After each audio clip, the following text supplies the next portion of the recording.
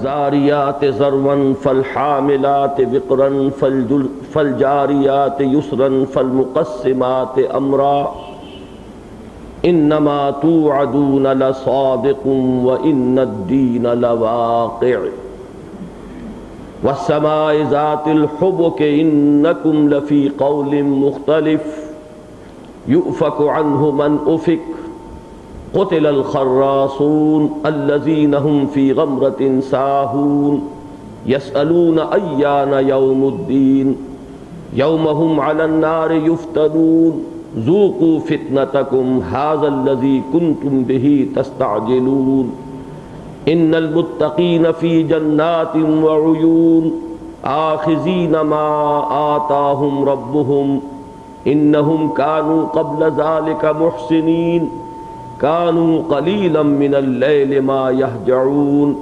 وبالأسحار هم يستغفرون وفي أموالهم حق للسائل والمحروم وفي الأرض آيات للموقنين وفي أنفسكم أفلا تبصرون وفي السماء رزقكم وما توعدون فورب السماء والأرض إنه لحق مثل ما أنتم تنطقون صدق الله العظيم رب اشرح لي صدري ويسر لي أمري واحلل عقدة من لساني يفقهوا قولي اللهم ربنا ألهمنا رشدنا وأعذنا من شرور أنفسنا اللهم أرنا الحق حقا وارزقنا اتباعه وأرنا الباطل باطلا وارزقنا اجتنابه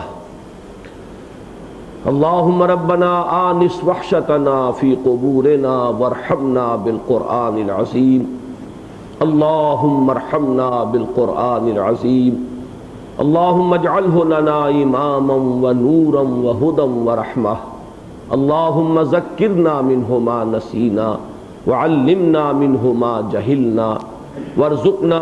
تو آپ کو سورہ مرسلات ملے گی 29ویں پارے کے آخر میں.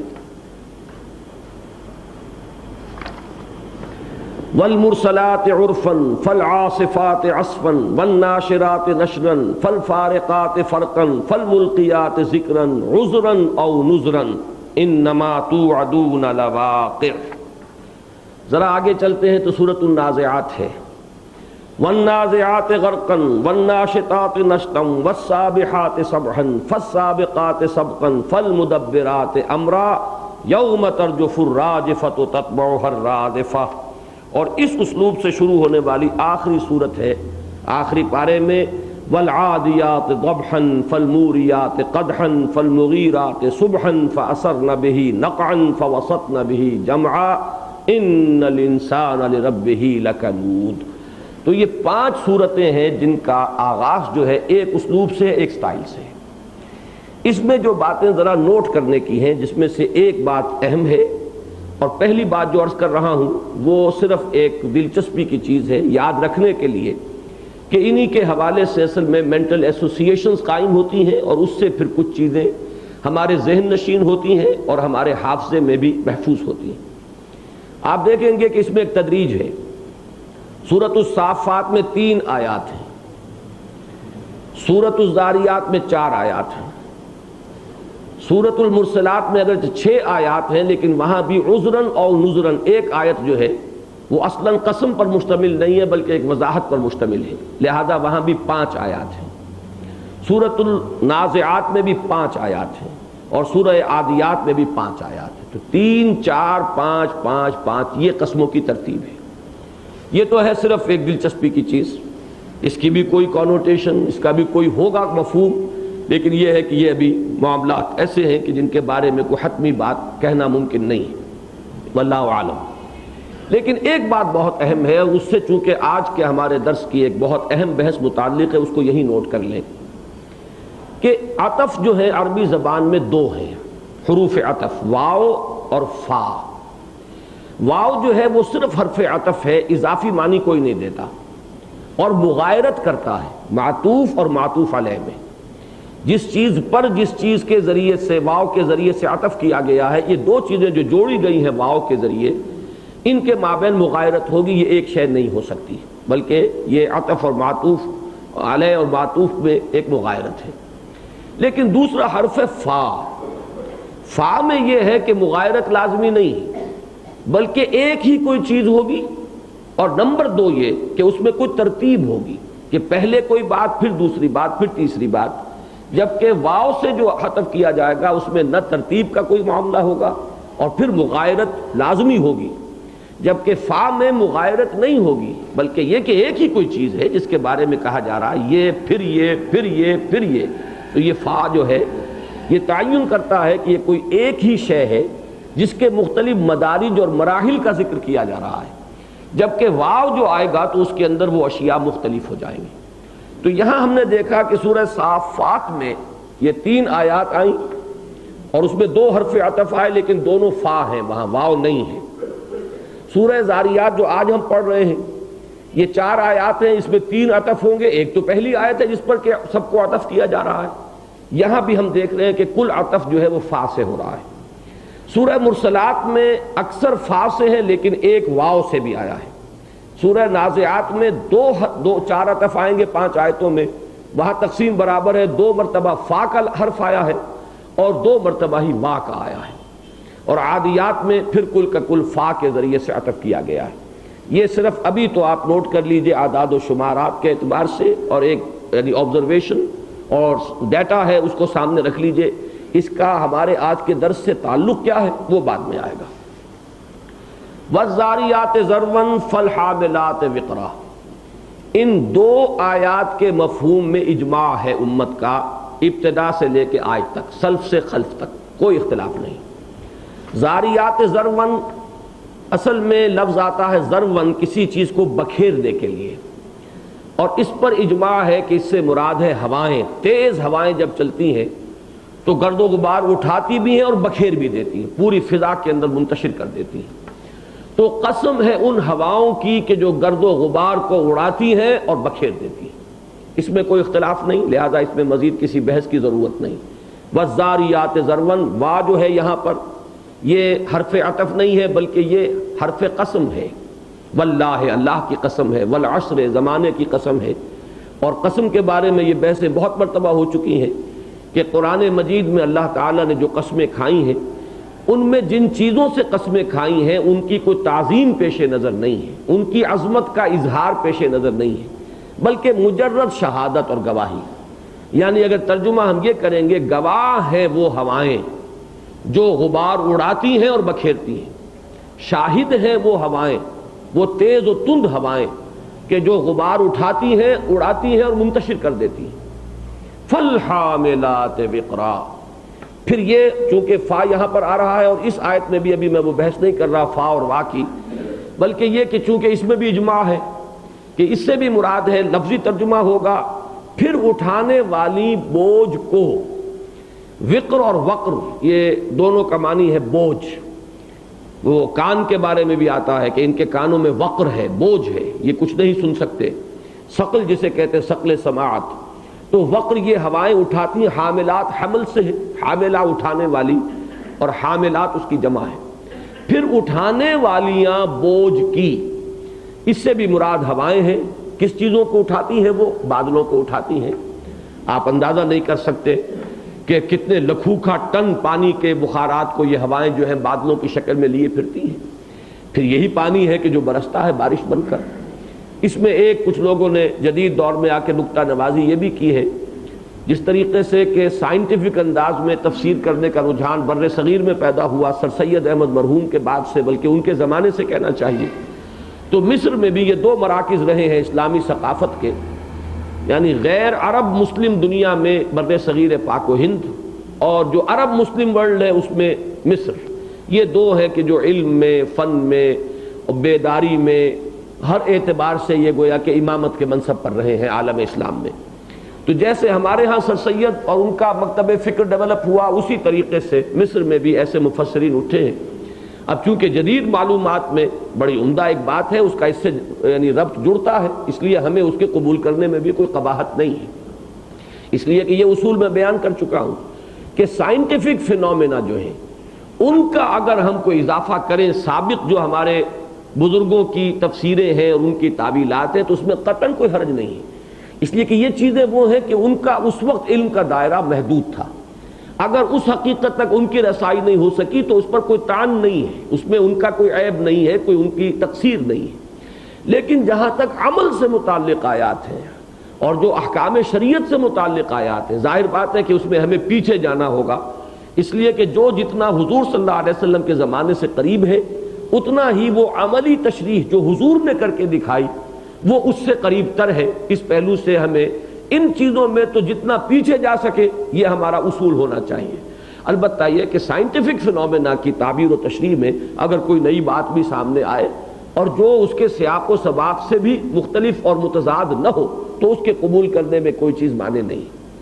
تو یہاں پہ حاملات کے لیے چونکہ پولن جو ہے یہ جتنا بھی عالم نباتات ہے اور اس میں جو حمل ہوتا ہے وہ حمل آپ کو معلوم ہے، یہ پولن گرین کہ جو پھولوں کے اندر جو ذرات ہوتے ہیں کہ جن سے پھر یہ فصل جو ہے آگے بڑھتی ہے اور اس سے یہ نسل جو ہے ان کی نسل گویا کہ آگے پھیلتی ہے، تو یہ بھی در حقیقت یہ ہوائیں اس کو لے کر منتشر کرتی ہیں اور پھیلاتی ہیں، اور وہ اس طریقے سے اس پلانٹ کنگڈم میں جو ان کا ایک سلسلہ ہے ان کی ریپروڈکشن اور ان کے اس جنس کی بقا کا اس کا ذریعہ بنتی ہیں۔ تو پولن کو بھی یہاں پر جدید مفسرین نے یہ پولن گرینز جو ہے یہ ذرات ان کو بھی اس میں شامل کیا ہے، تو میں یہ سمجھتا ہوں کہ اس میں قطعاً کوئی قباحت کا پہلو نہیں ہے۔ بہرحال اس میں اجماع ہے سلف سے خلف تک کہ اس دونوں آیتوں میں مراد ہوائیں ہیں، شاہد ہیں وہ تند و تیز ہوائیں جو غبار اڑاتی ہیں اور پھیلاتی ہیں اور منتشر کرتی ہیں، پھر وہ بوجھ اٹھاتی ہیں، فالحاملات وقرن فالجاریات یسرن۔ اب یہاں سے اختلاف شروع ہو رہا ہے۔ فالجاریات جرا یجری کے معنی چلنا، وہی تجری بہم فی موج کالجبال، یہ جو حضرت نوح علیہ السلام کی کشتی جو تھی اس کا ذکر آیا قرآن مجید میں، تو جاریات چلنے والی، جاریات اس کی جمع ہو گئی، اور چلنے والیاں یسرن بڑی نرمی سے آسانی سے۔ ایک تو ہوتی ہے تند اور تیز ہوا، وہ تو گرد و غبار اٹھائے گی، آندھی لائے گی، طوفان لائے گی، بادل بھی ہوں گے تو انہیں اڑا کر لے جائے گی، برسنے نہیں دے گی۔ ایک وہ ہے جو نرم رو ہوائیں ہیں، نرم چلتی ہیں، یہ آپ کو معلوم ہے کہ بارش سے پہلے جو آتی ہے ٹھنڈی ہوا اس کے اندر وہ نرمی کی ایک کیفیت ہوتی ہے۔ تو ایک رائے تو یہ ہے کہ فالجاریات یسرن سے بھی مراد ہوائیں ہیں، وہ ہوائیں جو پھر نرمی اور آہستگی کے ساتھ چلتی ہیں، ان کے اندر ایک سبک خرامی کی کیفیت پیدا ہوتی ہے۔ فالمقسمات امرا، اور پھر وہ تقسیم کر دیتی ہیں امر کو۔ قسم یقسم و تقسیماً بانٹ دینا، تقسیم کر دینا۔ امر اللہ کا حکم، اللہ کا فیصلہ، اللہ کا معاملہ۔ امر کا لفظ بہت جامع ہے، قرآن مجید میں یہ آتا ہے، تو ہم اردو میں معاملہ کا لفظ جیسے بولتے ہیں تو معاملہ جو ہے یہ بھی ہر چیز کے اوپر اس کا اطلاق ہو جائے گا۔ تو پھر وہ معاملے کی تقسیم کرتی ہیں، یعنی کہیں بارش برساتی ہیں، کہیں نہیں برساتی، کہیں جل تھل کر دیتی ہیں، کہیں یہی جو ہوائیں ہیں وہ طوفان لے آتی ہیں، فصلیں الٹی تباہ ہو جاتی ہیں۔ تو یہ در حقیقت اللہ کے فیصلوں کی تنفیذ کر رہی ہیں، تقسیم کر رہی ہیں کہ کہاں کیا کرنا ہے، کہاں رویدگی پیدا ہوگی اور وہ نفع بخش رویدگی ہوگی، کہاں اس سے طوفان آئے گا اور الٹا جو کچھ ہے وہ بھی بہہ کر رہ جائے گا، کہاں یہ ہے کہ خشک رہ جائیں گی اور وہاں سے یہ ہوائیں بادلوں کو لے کر نکل جائیں گی۔ تو یہ فیصلے جو ہیں فالمقسمات امرا، تو پھر تقسیم کرتی ہیں اللہ کے حکم اور امر اور معاملے کو، بانٹ دیتی ہیں اللہ کے فیصلے کو۔ یہ تو میں نے ایک رائے بیان کر دی، وہ رائے کہ جس کی روح سے یہ چاروں جو آیات ہیں ان سے ان کا مصداق ہوائیں ہیں، ہواؤں کی مختلف کیفیات جو ہیں وہ ان چار آیات کے اندر پیش کی گئی ہیں کہ پہلے تند و تیز ہوائیں اٹھتی ہیں، وہ گرد و غبار کو بھی اٹھاتی ہیں تو بخارات کو بھی اٹھاتی ہیں سمندروں سے، پھر وہ بھاری بادلوں کا بوجھ لے کر کہاں سے کہاں پہنچتی ہیں، پھر وہ نرم روی کے ساتھ چلتی ہے اور پھر بارش برستی ہے، اور یہ کہ اس میں بھی اللہ تعالیٰ کے فیصلے کی تقسیم ہوتی ہے کہ کس کی قسمت میں کیا ہے۔ یہ قسمت کا لفظ یہاں بہت موضوع میری زبان پر آیا، فالمقسمات امرا، جو بھی قسمتیں ہیں وہ بانٹ دیتی ہیں کہ جو بھی اللہ تعالیٰ نے کسی کے لیے مقدر کر دیا ہے، مقسوم قرار دیا ہے، وہ ان کو پہنچا دے۔ ایک رائے یہ ہے کہ فالجاریات یسرا سے مراد ہیں کشتیاں جو بڑی نرمی کے ساتھ چلتی ہیں پانی میں، اور اس میں چونکہ حضرت علی کا قول بھی نقل کیا گیا ہے اور حضرت عمر سے بھی قول منقول کیا گیا ہے، لہذا اس پر پھر ہمارے ہاں کافی اب لوگوں کو سوچنا پڑا ہے کہ اتنے جلیل القدر صحابہ دونوں فقہائے صحابہ میں سے ہیں اور ٹاپ کے لوگ ہیں صحابہ کرام میں سے، ان دونوں کی رائے یہاں موجود ہے۔ اس پہلو سے ذرا پھر توقف کرنا پڑا ہے لوگوں کو۔ میں بھی عرض کروں گا کہ فالجاریات یسرا سے مراد کہ یہ در حقیقت وہ کشتیاں ہیں کہ جو چلتی ہیں سمندر میں، اور مقسمات امرا سے مراد ان حضرات نے لی ہے کہ یہ فرشتے ہیں کہ جو اللہ تعالیٰ کے امر کی تقسیم کرتے ہیں۔ آپ کو یاد ہوگا سورہ صافات کی تینوں آیتوں میں مراد فرشتے ہی لیے گئے ہیں۔ تو یہاں بھی ایک رائے یہ ہے کہ چوتھی آیت میں جن کی قسم کھائی جا رہی ہے یا جن کو گواہی میں پیش کیا جا رہا ہے، جن کو شہادت کے طور پر لایا جا رہا ہے، وہ فرشتے ہیں کہ جو اللہ کے امر کی تقسیم کرتے ہیں کہ کہاں رحمت کا نزول ہونا ہے اور کہاں اللہ کا عذاب نازل ہونا ہے۔ یہ رائے چونکہ جیسا کہ میں نے عرض کیا ہے کہ حضرت علی سے بھی منقول ہے اور حضرت عمر سے، بلکہ ایک روایت حضرت عمر سے یہاں تک ہے کہ اتنی شدت کے ساتھ آپ نے فرمایا کہ یہ میں نے حضور سے نہ سنا ہوتا تو میں یہ کبھی نہ کہتا۔ اس سے معلوم یہ ہوا کہ یہ مرفوع قول ہے، یعنی ان دو آیات کی یہ تفسیر جو ہے پھر مرفوع ہو گئی کہ حضرت عمر فرما رہے ہیں کہ میں نے یہ بات حضور سے سنی ہے، اس لیے میں کہہ رہا ہوں پورے وثوق کے ساتھ۔ یہی وجہ ہے کہ علامہ آلوسی نے پھر اس بات کا فیصلہ کر دیا ہے کہ اس کے خلاف کوئی رائے اختیار کرنا جائز نہیں، اس لیے کہ اگر میں اس سے پہلے عرض کر چکا ہوں جیسے کہ حروف مقطعات کی تفصیلی بحث میں نے عرض کیا تھا، کوئی چیز مرفوع مل جائے اور صحیح ہو، پھر ادھر ادھر جانا در حقیقت اس کے اندر میں یہ سمجھتا ہوں کہ ایک نشوز ہے اور ایک بغاوت ہے، اور خام خواہ اپنی رائے کے اوپر انسان کا ادعا ہے۔ یہ چیز جو ہے اس سے اللہ تعالیٰ ہر شخص کو، قرآن کے ہر طالب علم کو اور ہر مفسر کو محفوظ رکھے کہ جہاں حضور کا قول مرفوع اور صحیح مل جائے پھر وہاں کوئی اور بات کہنے کے لیے کوئی گنجائش نہیں ہے۔ اسی لیے علامہ آلوسی نے اس کے لیے لفظ جائز کا استعمال کیا کہ جائز نہیں ہے کہ کوئی اور قول یہاں اختیار کیا جائے۔ لیکن یہ کہ اس بات کو بھی اچھا ہے کہ وضاحت ہو جائے کہ کسی چیز کا، کسی روایت کا مرفوع ہونا اور بات ہے، اور اس کا سند کے اعتبار سے قوی ہونا بالکل دوسری بات ہے۔ ایک حدیث گھڑی ہوئی حدیث ہو سکتی ہے جو حضور کی طرف منسوب کر دی گئی ہو، تو مرفوع تو وہ ہے کہ کہا یہ جا رہا ہے کہ فلاں صحابی نے حضور کا یہ قول نقل کیا، مرفوع تو ہو گئی، لیکن دیکھنا تو یہ ہوگا کہ اس کی سند کا کیا حال ہے۔ اس میں کہیں ضعف ہے تو ظاہر بات ہے کہ پھر روایت جو ہے وہ ضعیف ہو جائے گی، سند قوی ہے تو پھر یہ کہ اس کو قبول کرنا پڑے گا۔ اسی لیے میں نے 3 مرتبہ جو تکرار کی تھی کہ اگر قرآن مجید کے کسی مقام کی تفسیر پر مشتمل کوئی قول حضور کا جو مرفوع ہو اور صحیح ہو، یہ 2 شرطیں پوری ہو جائیں، پھر ادھر ادھر جانا معاملہ جو ہے اس کے اندر نشوز ہے، بغاوت کا مادہ ہے، پھر ادعا ہے، اپنے آپ کو اعجاب المرء بنفسہ ہی کی کیفیت ہے، جسے حضور نے ہی اشدہن سے تعبیر کیا ہے کہ یہ مہلکات میں سب سے اونچی چیز ہے کہ انسان اپنی رائے پر اعجاب کرے اور اسے بہت اچھا سمجھے اور بہت اعلیٰ درجہ دینا شروع کر دے، جبکہ کوئی قول رسول موجود ہو صلی اللہ علیہ وسلم۔ تو علامہ ابن کثیر رحمۃ اللہ علیہ نے اس پر پوری بحث کی ہے اور اس قول، اس روایت کی سند پر کلام کر کے ثابت کیا ہے کہ وہ روایت جو ہے ضعیف ہے، اگرچہ مرفوع ہے لیکن ضعیف ہے۔ تو چونکہ اب یہاں ایک شرط جو ہے وہ تو برقرار رہی لیکن دوسری شرط جو ہے مفقود ہو گئی، لہذا مفسرین نے اس کو لازماً قبول نہیں کیا۔ بہت سے لوگوں نے قبول کیا ہے، اکثر و بیشتر تراجم میں آپ کو وہی بات مل جائے گی، لیکن یہ کہ اس معاملے میں بھی میں نے چونکہ جو یہ استحکام پاکستان نامی کتاب لکھی ہے تو اس میں ایک عام مقولہ جو دنیا میں مشہور ہو گیا ہے، اور اس میں ایک چیز جو ہے عام طور پر دنیا میں بیان نہیں ہوتی، وہ ظاہر بات ہے کہ بر صغیر پاک و ہند کی ایک امتیازی شان ہے جس کو کہ شاید باقی سب لوگ پسند نہیں کرتے، کہ قرآن نازل ہوا حجاز میں، اس کی قرات کا حق ادا کیا اہل مصر نے، اس کی کتابت کا حق ادا کیا ترکوں نے، اور اس کا فہم جو ہے وہ سب سے بڑھ کر حاصل ہوا ہے اہل ہند کو، بر صغیر پاک و ہند۔ تو میں یہ دیکھ کر آج حیران ہوا ہوں کہ اس معاملے میں شاہ ولی اللہ دہلوی رحمۃ اللہ علیہ کے دونوں فرزند، شاہ رفیع الدین بھی اور شاہ عبد القادر بھی رحمہم اللہ، دونوں کے دونوں اس قول کو رد کرتے ہوئے ان کو چاروں کو ایک ہی چیز قرار دے رہے ہیں کہ یہ ہواؤں ہی کے بارے میں ان کی یہ 4 مختلف کیفیات ہیں کہ جن کا یہاں پر ذکر ہو رہا ہے۔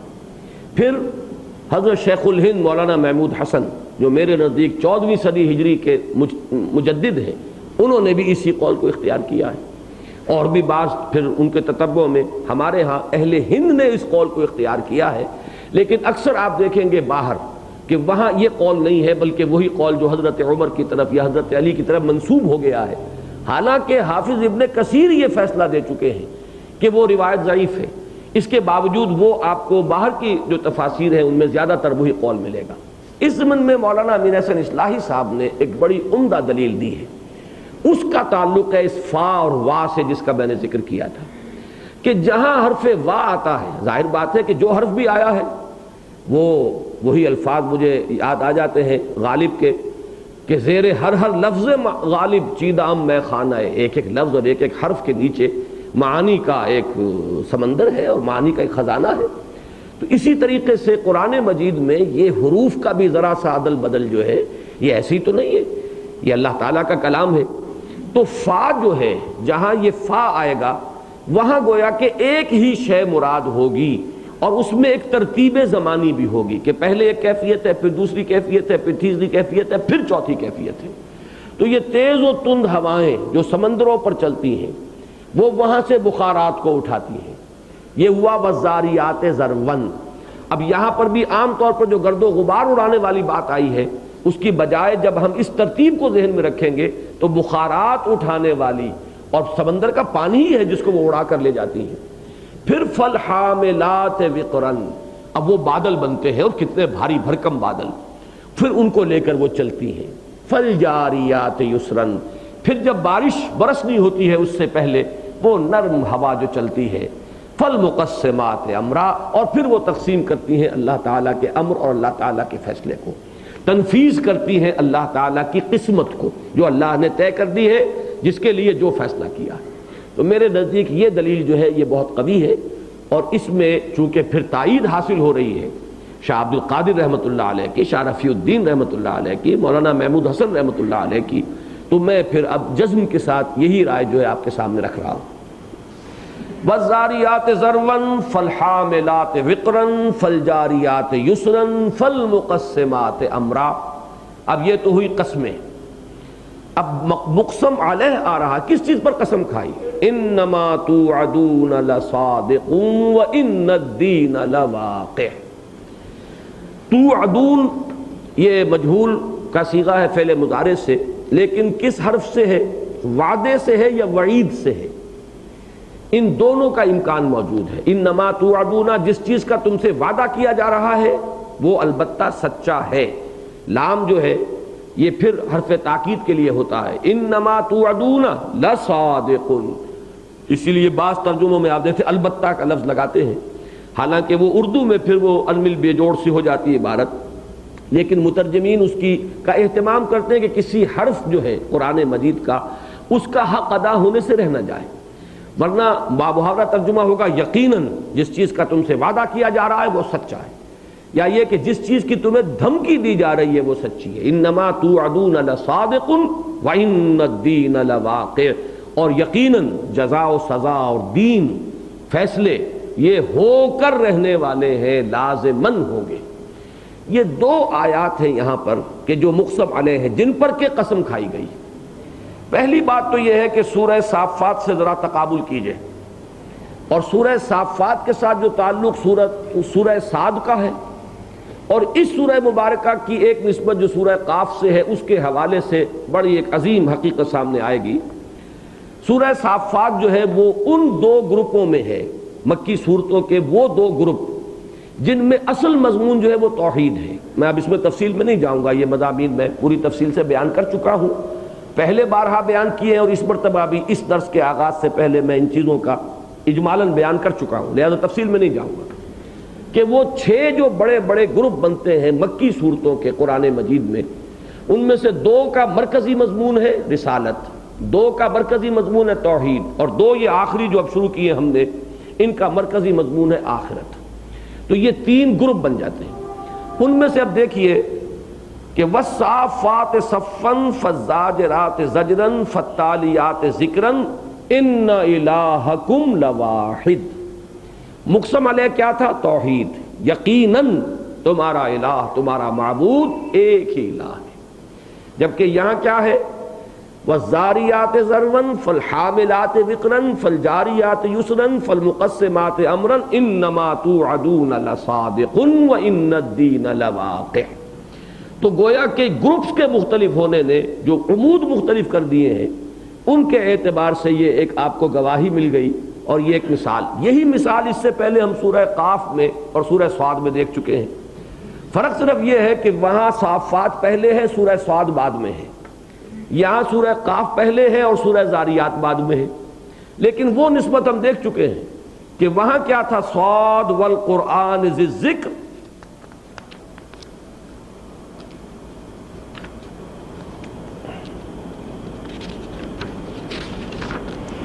صاد والقرآن ذی الذکر بل الذین کفروا فی عزۃ وشقاق کم اہلکنا من قبلہم من قرن فنادوا ولا حین مناص وعجبوا ان جاءهم منذر منهم وقال الکافرون ھذا ساحر کذاب اجعل الآلہۃ الہا واحدا ان ھذا لشیء عجاب۔ کیا اس نے تمام معبودوں کو ایک معبود میں گم کر دیا؟ یہ بات تو بڑی عجیب ہے۔ یعنی ان کو توحید پر جو تعجب ہو رہا تھا، سورہ صاد میں قرآن مجید کی قسم کھا کر ان کی جس تعجب کا ذکر کیا گیا وہ توحید کے بارے میں ہے، اور سورہ قاف میں ہم پڑھ چکے ہیں کہ وہی تعجب ان کا وہ یہاں پر جو آیا ہے وہ آخرت کے بارے میں ہے، معاد کے بارے میں ہے۔ قاف والقرآن المجید بل عجبوا ان جاءهم منذر منهم فقال الكافرون هذا شيء عجیب اذا متنا وكنا ترابا ذلك رجع بعید۔ یہ تو بڑی عجیب بات ہے، کیا جب کہ ہم مر جائیں گے اور مٹی ہو کر مٹی میں مل جائیں گے تو پھر اٹھا لیا جائے گا؟ یہ تو بڑی دور کا لوٹنا ہے، یہ تو انہونی سی بات ہے، بڑی دور کی کوڑی لائیں۔ تو یہ اصل میں نے دو مثالیں دے دی ہیں، اس سے باہمی ربط واضح ہوا کہ جو نسبت اس مضمون کے اعتبار سے، یعنی فواتح جن کو کہا جاتا ہے، ابتدائی آیات سورتوں کی، ان کے اعتبار سے جو نسبت سورہ قاف اور سورہ ذاریات میں ہے، یہی نسبت اس سے پہلے سورہ صافات اور سورہ صاد کی فواتح یعنی ابتدائی آیات کے اندر ہم دیکھ چکے ہیں۔ اب آئیے، انما توعدون لصادق وان الدین لواقع، اس میں بھی دو رائے ہیں۔ ایک رائے یہ ہے کہ یہ دونوں ایک ہی چیز ہیں، اور ایک رائے یہ ہے کہ یہ دونوں دو علیحدہ چیزیں ہیں۔ مجھے وہ دوسری رائے زیادہ پسند آئی ہے، میں اس کا ذکر کر رہا ہوں، لیکن رہے سامنے آپ کے کہ انما توعدون لصادق، یہاں بھی مراد آخرت ہے، جس چیز کی تمہیں دھمکی دی جا رہی ہے کہ مرنے کے بعد اٹھائے جاؤ گے، پیشی ہوگی، حاضری ہوگی، حساب کتاب ہوگا، جزا و سزا کے فیصلے ہوں گے، جنت اور دوزخ، یہ حق ہے۔ جس چیز کا تم سے وعدہ کیا جا رہا ہے وہ درست ہے، سچا ہے، اور دین یعنی جزا و سزا واقع ہو کر رہے گی۔ یہ گویا کہ ایک ہی چیز کے اندر زور دینے کے لیے یہ حرف عطف سے گویا کہ تفسیر کی گئی یا وضاحت کی گئی، یہ گویا کہ واو تفسیر شمار ہوگا۔ اور ایک رائے یہ ہے، اور یہ رائے بھی مولانا اصلاحی صاحب نے بہت زور شور سے پیش کی ہے، بلکہ اپنے استاذ مولانا فراحی کی رائے سے اختلاف کرتے ہوئے انہوں نے یہ رائے ظاہر کی ہے کہ یہ دو چیزیں ہیں، اور یہ دو چیزیں وہ ہیں جن کا ذکر میں شروع میں کر چکا ہوں کہ ہر رسول نے دو عذابوں کی خبر دی ہے۔ ایک عذاب اس دنیا کا، عذاب ہلاکت، عذاب استیصال، اس لیے کہ اللہ تعالیٰ کی یہ سنت رہی ہے، جب تک رسول نہیں آتا تھا تو رعایت ہوتی تھی، ڈھیل دی جاتی تھی۔ رسول بھیج دیا گیا واضح نشانیوں کے ساتھ، واضح تعلیمات کے ساتھ، پھر وہ خود اپنی جگہ پر ایک نشانی ہوتا تھا، اس کی سیرت و کردار ہر اعتبار سے، ہر شک و شبہ سے بالا تر، وہ خود اپنی جگہ ایک معجزہ، اپنے وجود، اپنے کردار، اپنی شخصیت کے اعتبار سے۔ پھر وہ تمام دلائل پیش کر چکا، اس نے تمام اسلوب اختیار کر لیے، جس طریقے سے سمجھانا ممکن ہو سکتا ہے سمجھا دیا۔ پھر بھی جو قوم نہیں مان رہی، اس کا مطلب یہ کہ اس میں خیر کا مادہ رہا ہی نہیں۔ اب یہ کوڑے کرکٹ کے مانند ہے کہ اس کو جمع کر کے آگ دکھا دی جائے، اب اسی کے لائق رہ چکی۔ لہذا یہ اللہ کا قانون رہا ہے کہ رسولوں کی آمد کے بعد اب کنسیشن نہیں ہے، رعایت نہیں ہے۔ اس کو سورہ بنی اسرائیل میں بھی کہا گیا، وَمَا كُنَّا مُعَذِّبِينَ حَتَّى نَبْعَثَ رَسُولًا، ہم عذاب نہیں بھیجتے رہے ہیں جب تک کہ ہم رسولوں کو بھیج نہ لیں۔ رسولوں کو بھیج کر اتمام حجت کر کے پھر جو قوم انکار اور اعراض پر اڑی رہی، پھر ہم نے اس کو ہلاک کر دیا۔ تو ایک تو یہ خبر ہے کہ جو تمام رسول دیتے رہے کہ اگر تم نے ہماری بات نہ مانی تو جان لو کہ اب درخت کی جڑ پر کلہاڑا رکھا جا چکا ہے، پھر تمہارے لیے اب رعایت نہیں ہوگی۔ اور ایک عذاب جو ہے وہ آخرت کا عذاب ہے، اصل عذاب تو وہ ہے جو ابدی عذاب ہے۔ یہاں تو یہ نہ ختم ہو جاؤ گے، وہ ختم ہونے میں دیر کتنی لگتی ہے، ڈوبنے میں کتنے غوطے لگائے ہوں گے ایک ایک شخص نے، جبکہ وہ سیلاب قوم نوح جو ہے اس میں جب ڈوبے ہیں تو کتنی دیر لگی، کتنی دیر کی اس کے اندر تکلیف ہے۔ یہ ضرور ہے کہ آدمی کے لیے یہ دھمکی بہت بڑی معلوم ہوتی ہے، لیکن یہ کہ پھانسی کا ایک ہی جھٹکا ہوتا ہے، کیا اس میں پتہ چلتا ہے؟ تھوڑی ممکن ہے کہ ایک دو لمحے یا ایک دو سیکنڈ شاید کوئی احساس ہوتا، اس سے زائد کسی احساس کا تعلق نہیں۔ لیکن یہ کہ بہرحال قوموں کی ہلاکت اور تباہی اور بربادی جو ہے یہ دوسرے لوگوں کے لیے نشان عبرت بنتی ہے، بہت بڑا نشان عبرت۔ اس پہلو سے ایک تو قوموں کی ہلاکت کی وعید رسولوں نے دی کہ اگر نہیں مانو گے ہلاک کیے جاؤ گے۔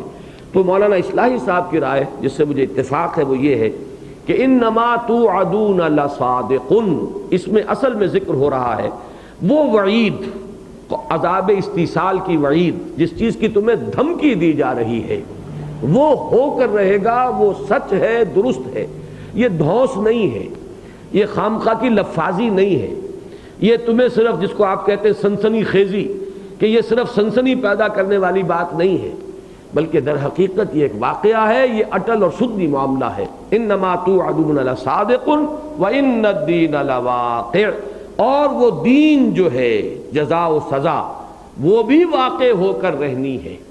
یہ لفظ دین چونکہ یہاں پر آیا ہے اور اس اہتمام کے ساتھ آیا ہے تو ذرا سا اس کا آپ جائزہ لے لیجئے کہ لفظ بنا کہاں سے ہے۔ یہ ویسے تو یہ کہ ہر مسلمان اس لفظ سے واقف ہے کہ سورہ فاتحہ میں ہے، مالک یوم الدین، جزا و سزا کے دن کا مالک، مختار مطلق ہے، قیامت کے دن کا مالک، لیکن یہ کہ بنا کہاں سے ہے۔ یہ دین اور دین، ان کو ذرا نوٹ کیجئے کہ صرف زبر اور پیش کا زبر اور زیر کا فرق ہے، حروف اصلی وہی ہے، ان کا اصل جو مفہوم ہے وہ بدلہ ہے۔ دناہم کما دانو، ہم نے ان کے ساتھ وہی کچھ کیا جو انہوں نے ہمارے ساتھ کیا۔ کما تدین و تدان، جیسا کرو گے ویسا بھرو گے، جیسا کہ یہ ہر زبان میں اس کے لیے آپ کو کوئی نہ کوئی کہاوت، کوئی نہ کوئی انداز مل جائے گا، جیسا کرو گے ویسا بھرو گے، کما تدین و تدان۔ اسی طریقے پر دین کسو کہتے ہیں؟ دین اور ہبہ یا ہدیہ یا صدقہ، اس میں فرق کیا ہے؟ ہبہ کر دیا دے دیا، اب لوٹ کر نہیں آئے گا، صدقہ کر دیا دے دیا، اب وہ واپس آنے والی شے نہیں ہے، نہ آپ چاہتے ہیں کہ واپس آئے، نہ اس معاملے کا کوئی یہ جز ہے۔ ہبہ ہو، ہدیہ ہو، صدقہ ہو، یہ یک طرفہ عمل ہے، ایک طرف سے ایک چیز دوسرے کے قبضے میں چلی گئی اور معاملہ ختم ہوا۔ دین وہ شے ہے جو واپس آتا ہے، یہ قرض ہے۔ اذا تداینتم بدین الی اجل مسمی، وہ طویل ترین آیت قرآن مجید کی جو ہے وہ لفظ آیت دین، دین ہے ہی نام اس کا کہ ایک سودا ایسا کیا جا رہا ہے جو قرض کا سودا ہے، یا کسی کو قرض دی جا رہی ہے، قرض کا معاملہ کیا جا رہا ہے، تو ظاہر بات ہے توقع یہ ہوتی ہے اور اس امید میں اور اس معاہدے کے تحت دیا جاتا ہے کہ لوٹ کر آئے گا۔ تو جس طریقے سے کہ قرض لوٹ کر آتا ہے، ایسے ہی انسان کے اعمال کا جو ریباؤنڈ ہے، جو اس کا بدلہ ملنے والا ہے، جو اس کا نتیجہ آئے گا اس کے سامنے، وہ ہے در حقیقت دین۔ اور یہ دین جو ہے مالک یوم الدین، جزا و سزا کے دن کا مالک، اس روز مختار مطلق وہی ہوگا۔ اب یہ جو جزا و سزا ہے، اس میں ظاہر بات ہے کہ کوئی نہ کوئی قاعدہ قانون ہوگا، اسی کے تحت جزا و سزا ہوگی۔ پھر یہ کہ قاعدہ اور قانون کے ساتھ کوئی نہ کوئی لا گیور، کوئی شارع، کوئی قانون ساز، وہ اس کا تصور لا محالہ آئے گا۔ یہاں سے درجہ بدرجہ لترکبن طبقا عن طبق کے اصول پر یہ لفظ جو ہے یہاں سے اٹھ کر پھر آیا ہے دین۔ دین کہتے ہیں اس نظام زندگی کو جس میں کسی ایک ہستی کو مطاع مان کر اس کے قانون پر زندگی بسر کی جائے، قانون کے مطابق ہو تو جزا ملے، خطابات ملے، اور اگر قانون کی خلاف ورزی ہو تو سزا ملے، پھانسی ہو یا کوڑے لگے۔ یہ پورا جو ایک نظام بن گیا، اس کے لیے لفظ دین اب یہ اصطلاح بن گیا۔ جہاں تک دین کا یہ استعمال ہے، ان الدین لواقع، یہ تو عربی کی جو اصل لغت کی بنیاد تھی اس کے اساس پر یہ لفظ ہے، لیکن جب یہ دین آتا، ان الدین عند اللہ الاسلام لکم دینکم ولی دین، یہ جب آتا ہے دین اللہ، اذا جاء نصر اللہ والفتح ورأیت الناس يدخلون فی دین اللہ افواجا، یہاں پر اب اصل میں وہ مکمل نظام ہے، نظام اطاعت، جس میں کہ کسی ہستی کو مطاع مانا جائے، اس کی قانون سازی کے حق کو تسلیم کیا جائے، اس کی مرضی کے مطابق زندگی گزاری جائے تو جزا و جزا کی امید ہو، اور اگر اس کی خلاف ورزی کی جائے تو سزا کا خوف ہو۔ یہ ایک پورا نظام جب بنے گا ایک وحدت کی حیثیت سے، تو وہ ہے اصطلاح دین، جو کہ سورہ یوسف میں آئی ہے، دین الملک، بادشاہ کا دین، ما کان لیاخذ اخاہ فی دین الملک۔ حضرت یوسف علیہ السلام کے لیے بڑا مسئلہ تھا یہ، اپنے بھائی بنیامین کو وہ روکنا چاہتے تھے، لیکن یہ کہ نہیں روک سکتے تھے۔ جو بھی اس وقت کا نظام تھا مصر میں، اس میں سزا کچھ اور مقرر تھی چوری کی۔ اب یہاں سے شکل یہ بن گئی کہ ظاہر بات ہے کہ وہ حاکم تو نہیں تھے وہاں کے، وہ فیصلہ وہ نہیں کر سکتے تھے اپنی مرضی سے، بلکہ یہ کہ وہ تو جو بھی اس وقت کا قانون تھا بادشاہ کا، اس کے تحت ہی جو کرتے۔ یہ بات اللہ نے خود ان کے بھائیوں کی زبان سے نکلوا دی کہ جس کے سامان میں سے وہ پیالہ مل جائے وہی اس کا بدلہ ہوگا، اسی کو آپ رکھ لیجئے گا۔ اس کو اللہ تعالیٰ نے فرمایا۔ اب ظاہر بات ہے کہ لوگوں کے دل، جیسا کہ میں نے اپنی اس کتاب میں استحکام پاکستان میں ایک سے زائد مرتبہ حوالہ دیا ہے اس حدیث کا، حضور فرماتے ہیں کہ تمام انسانوں کے دل اللہ کی انگلیوں کے مابین ہے، بین اصبع الرحمن، جدھر چاہتا ہے موڑ دیتا ہے۔ تو اللہ تعالیٰ نے حضرت یوسف کے بھائیوں کی زبان سے وہ بات کہلوا دی، جس سے کہ جو خواہش تھی حضرت یوسف کی وہ پوری ہو گئی۔ کذالک کدنا لیوسف ما کان لیاخذ اخاہ فی دین الملک۔ تو اس لفظ سے حقیقت میں اس دین اللہ کی جو حقیقت ہے وہ پوری طرح واضح ہو کر سامنے آتی ہے کہ وہ بادشاہی نظام جو مصر میں اس وقت قائم تھا، اس کے لیے جامع ترین لفظ جو تعبیر کیا ہے وہ ہے دین الملک۔ اسی طریقے سے اسلام دین اللہ ہے، مطاع مطلق اللہ، سوورنٹی اللہ کی، قانون سازی کا اصل حق اللہ کا، اللہ کے نمائندے کی حیثیت سے اس کے رسول کا، اور اس کے قانون کے مطابق چلو گے جزا ملے گی، روح و ریحان و جنت نعیم، اس کے قانون کی خلاف ورزی کرو گے سزا ملے گی، تسلیت و جحیم۔ یہ ہے کہ پورا نظام جمع کر لیجئے تو یہ اب دین بنے گا۔ لیکن یہاں جو لفظ آیا ہے یہ اپنی اس اصل کے اعتبار سے آیا جو لغوی اصل ہے۔ میں نے جو میرا کتابچہ ہے نبی اکرم صلی اللہ علیہ وسلم کا مقصد بعثت، جو 3 مقالات پر مشتمل ہے، اس کے درمیانی مقالے میں اس لفظ کی مکمل بحث جو ہے لغوی وہ کر دی ہے۔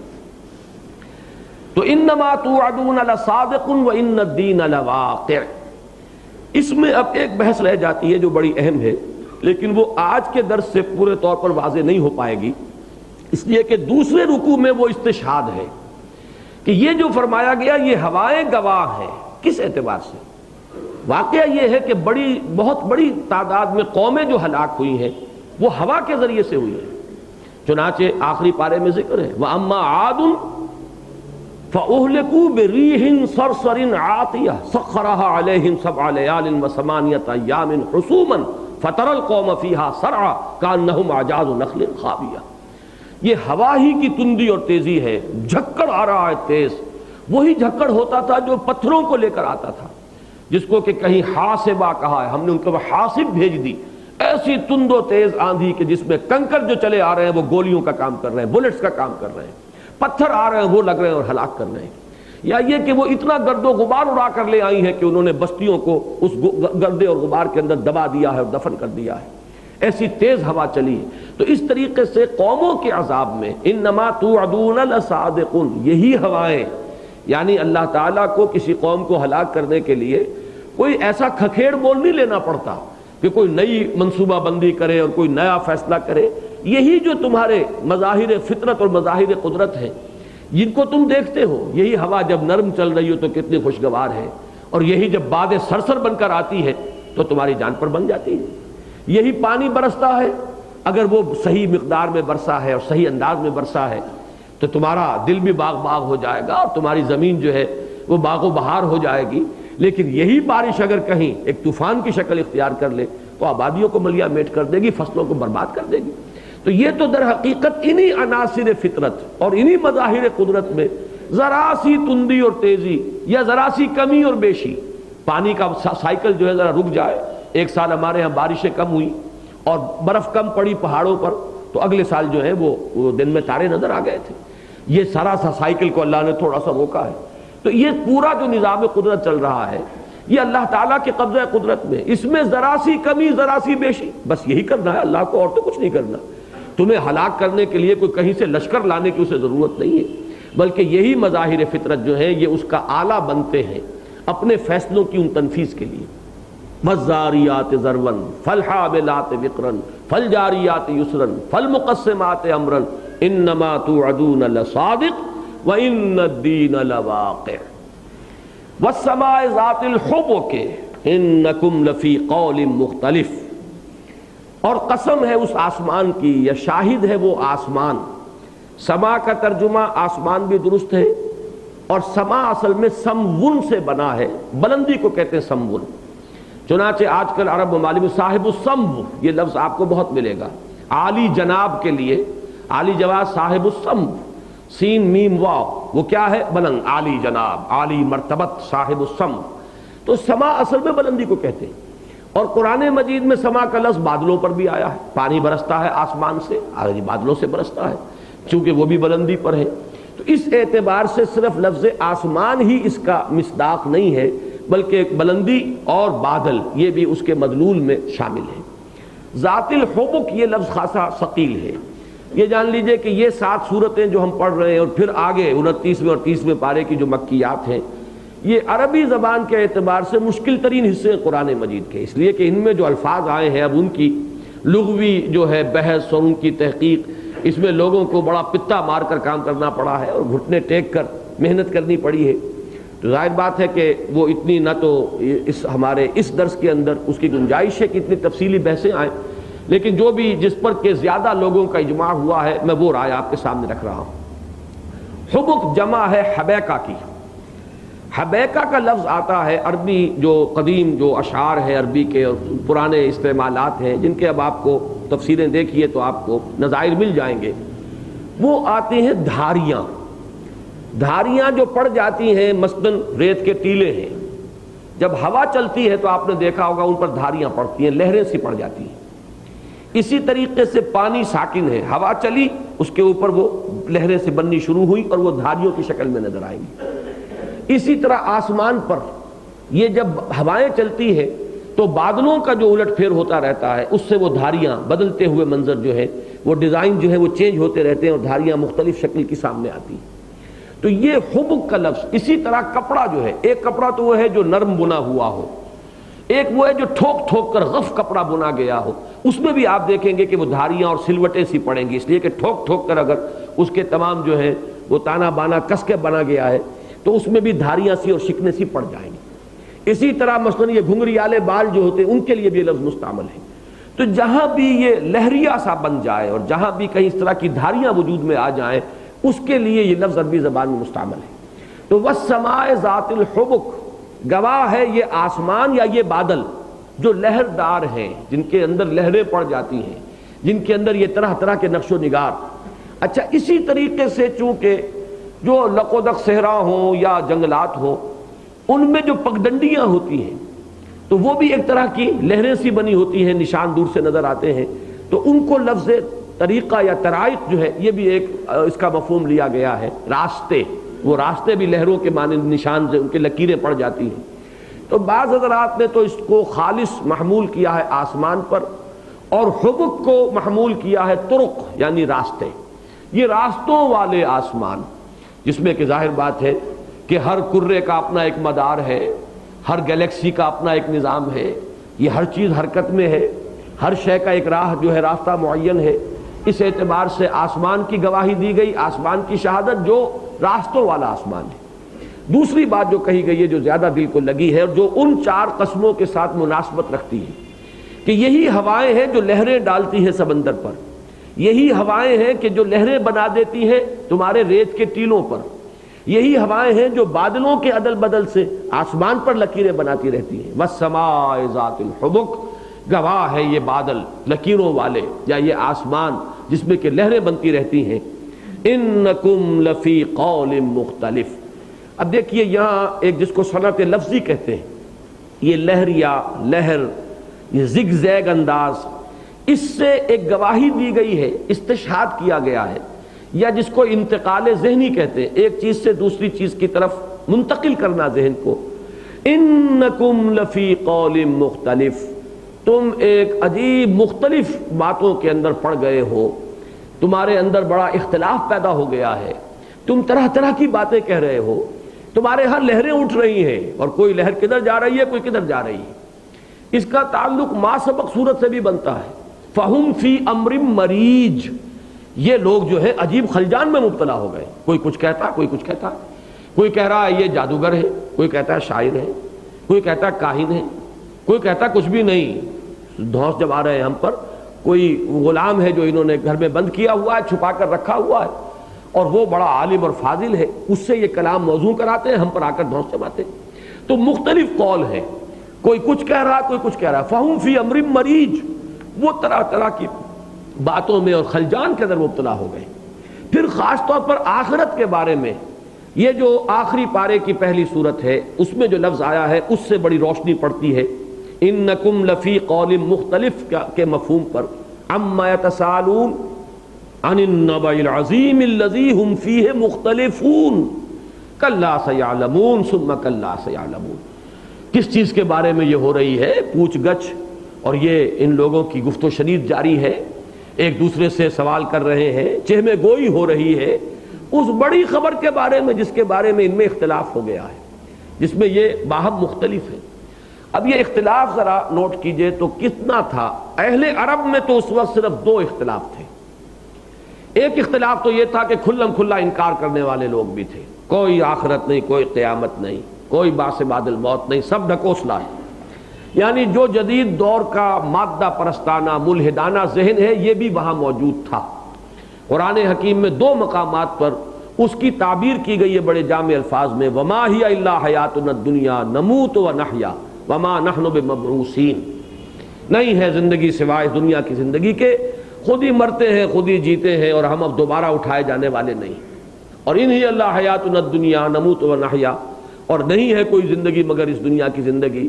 وما یہلکنا الا الدہر، اور ہمیں ہلاک کرنے والی چیز بھی کوئی ما فوق الفطرت ہستی نہیں ہے جو ہمیں ہلاک کرتی ہو، ہم پر موت وارد کرے، بلکہ یہ دہر ہے، گردش افلاک ہے، اسی سے یہ نظام چل رہا ہے، اسی گردش سے ہم ہلاک بھی ہو جائیں.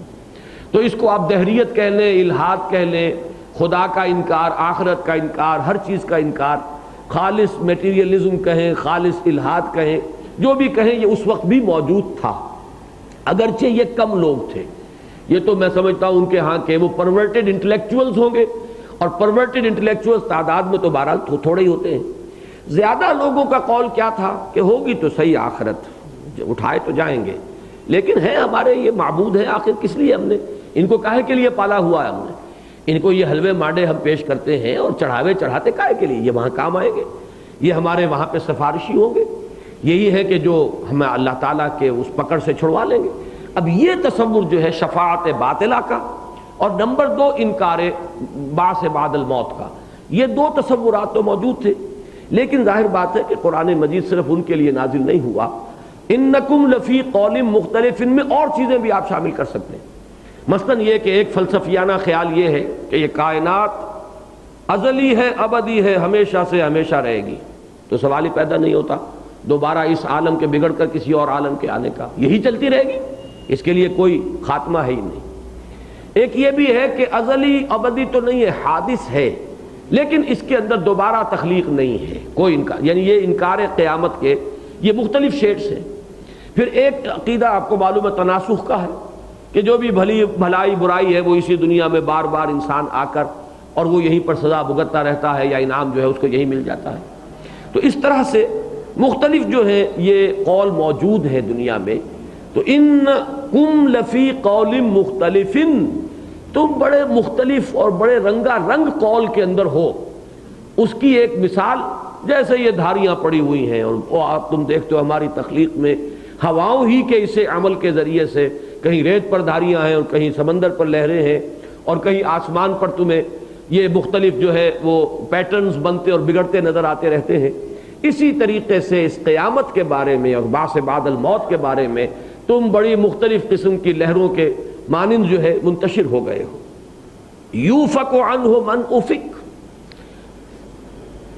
وہ اس سے وہی شخص گمراہ کیا جاتا ہے کہ جس کی عقل جو ہے وہ معوف ہو چکی ہو. اگرچہ لفظ ایک ہے یوفک اور افک، یوفک اسی سے فعل مضارع ہے، ترجمے میں اسی لیے دقت ہو رہی ہے. افک یہ اسی سے فعل ماضی ہے اور مجہول ہے، وہ بھی مجہول ہے. یوفک عنہ من افک. اب یہ افک کا لفظ آتا ہے، ویسے تو عام استعمال اس کا ہے من گھڑت بات، ایسی ہی بنائی ہوئی بات۔ واقعہ افک مشہور ہے، حضرت عائشہ صدیقہ رضی اللہ تعالی عنہ پر جو تہمت لگی۔ اب اوفے کا جو ہے وہ ہے کسی کو اچک لینا، کسی کی مت ماری گئی ہو، کسی کی عقل جواب دے گئی ہو، تو وہی اس سے یعنی اعراض کرے گا اس آخرت کی خبر سے، اس کا انکار وہی کرے گا کہ جس کی مت ماری جا چکی ہو، جس کو عقل اور فہم کے اعتبار سے دیوالیہ ہو چکا ہو۔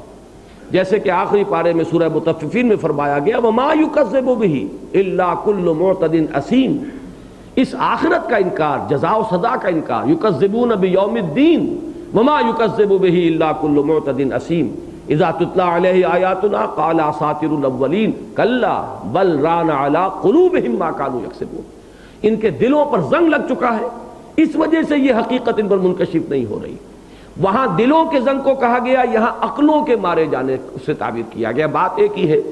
یعنی دل و دماغ اور قلب و دماغ، یہ آپ الفاظ استعمال کرتے ہیں، قلب و ذہن اور دل و دماغ، جس کا دل جو ہے اس پر زنگ آ گیا ہو، کلا بل ران علی قلوبہم ما کانوا یکسبون، اپنی بدعمالیوں کے سبب سے ان کے دلوں کے اوپر زنگ آ گیا، یا ان کی مت ماری گئی۔ یوفک عنہ من افک، عنہ کی ضمیر جائے گی اسی وقوع قیامت، جزا و سزا، دین، ان الدین لواقع، اس سے برگشتہ ہوتا ہے وہی شخص کہ جس کی عقل ماری گئی، جس کا ذہن معوف ہو چکا۔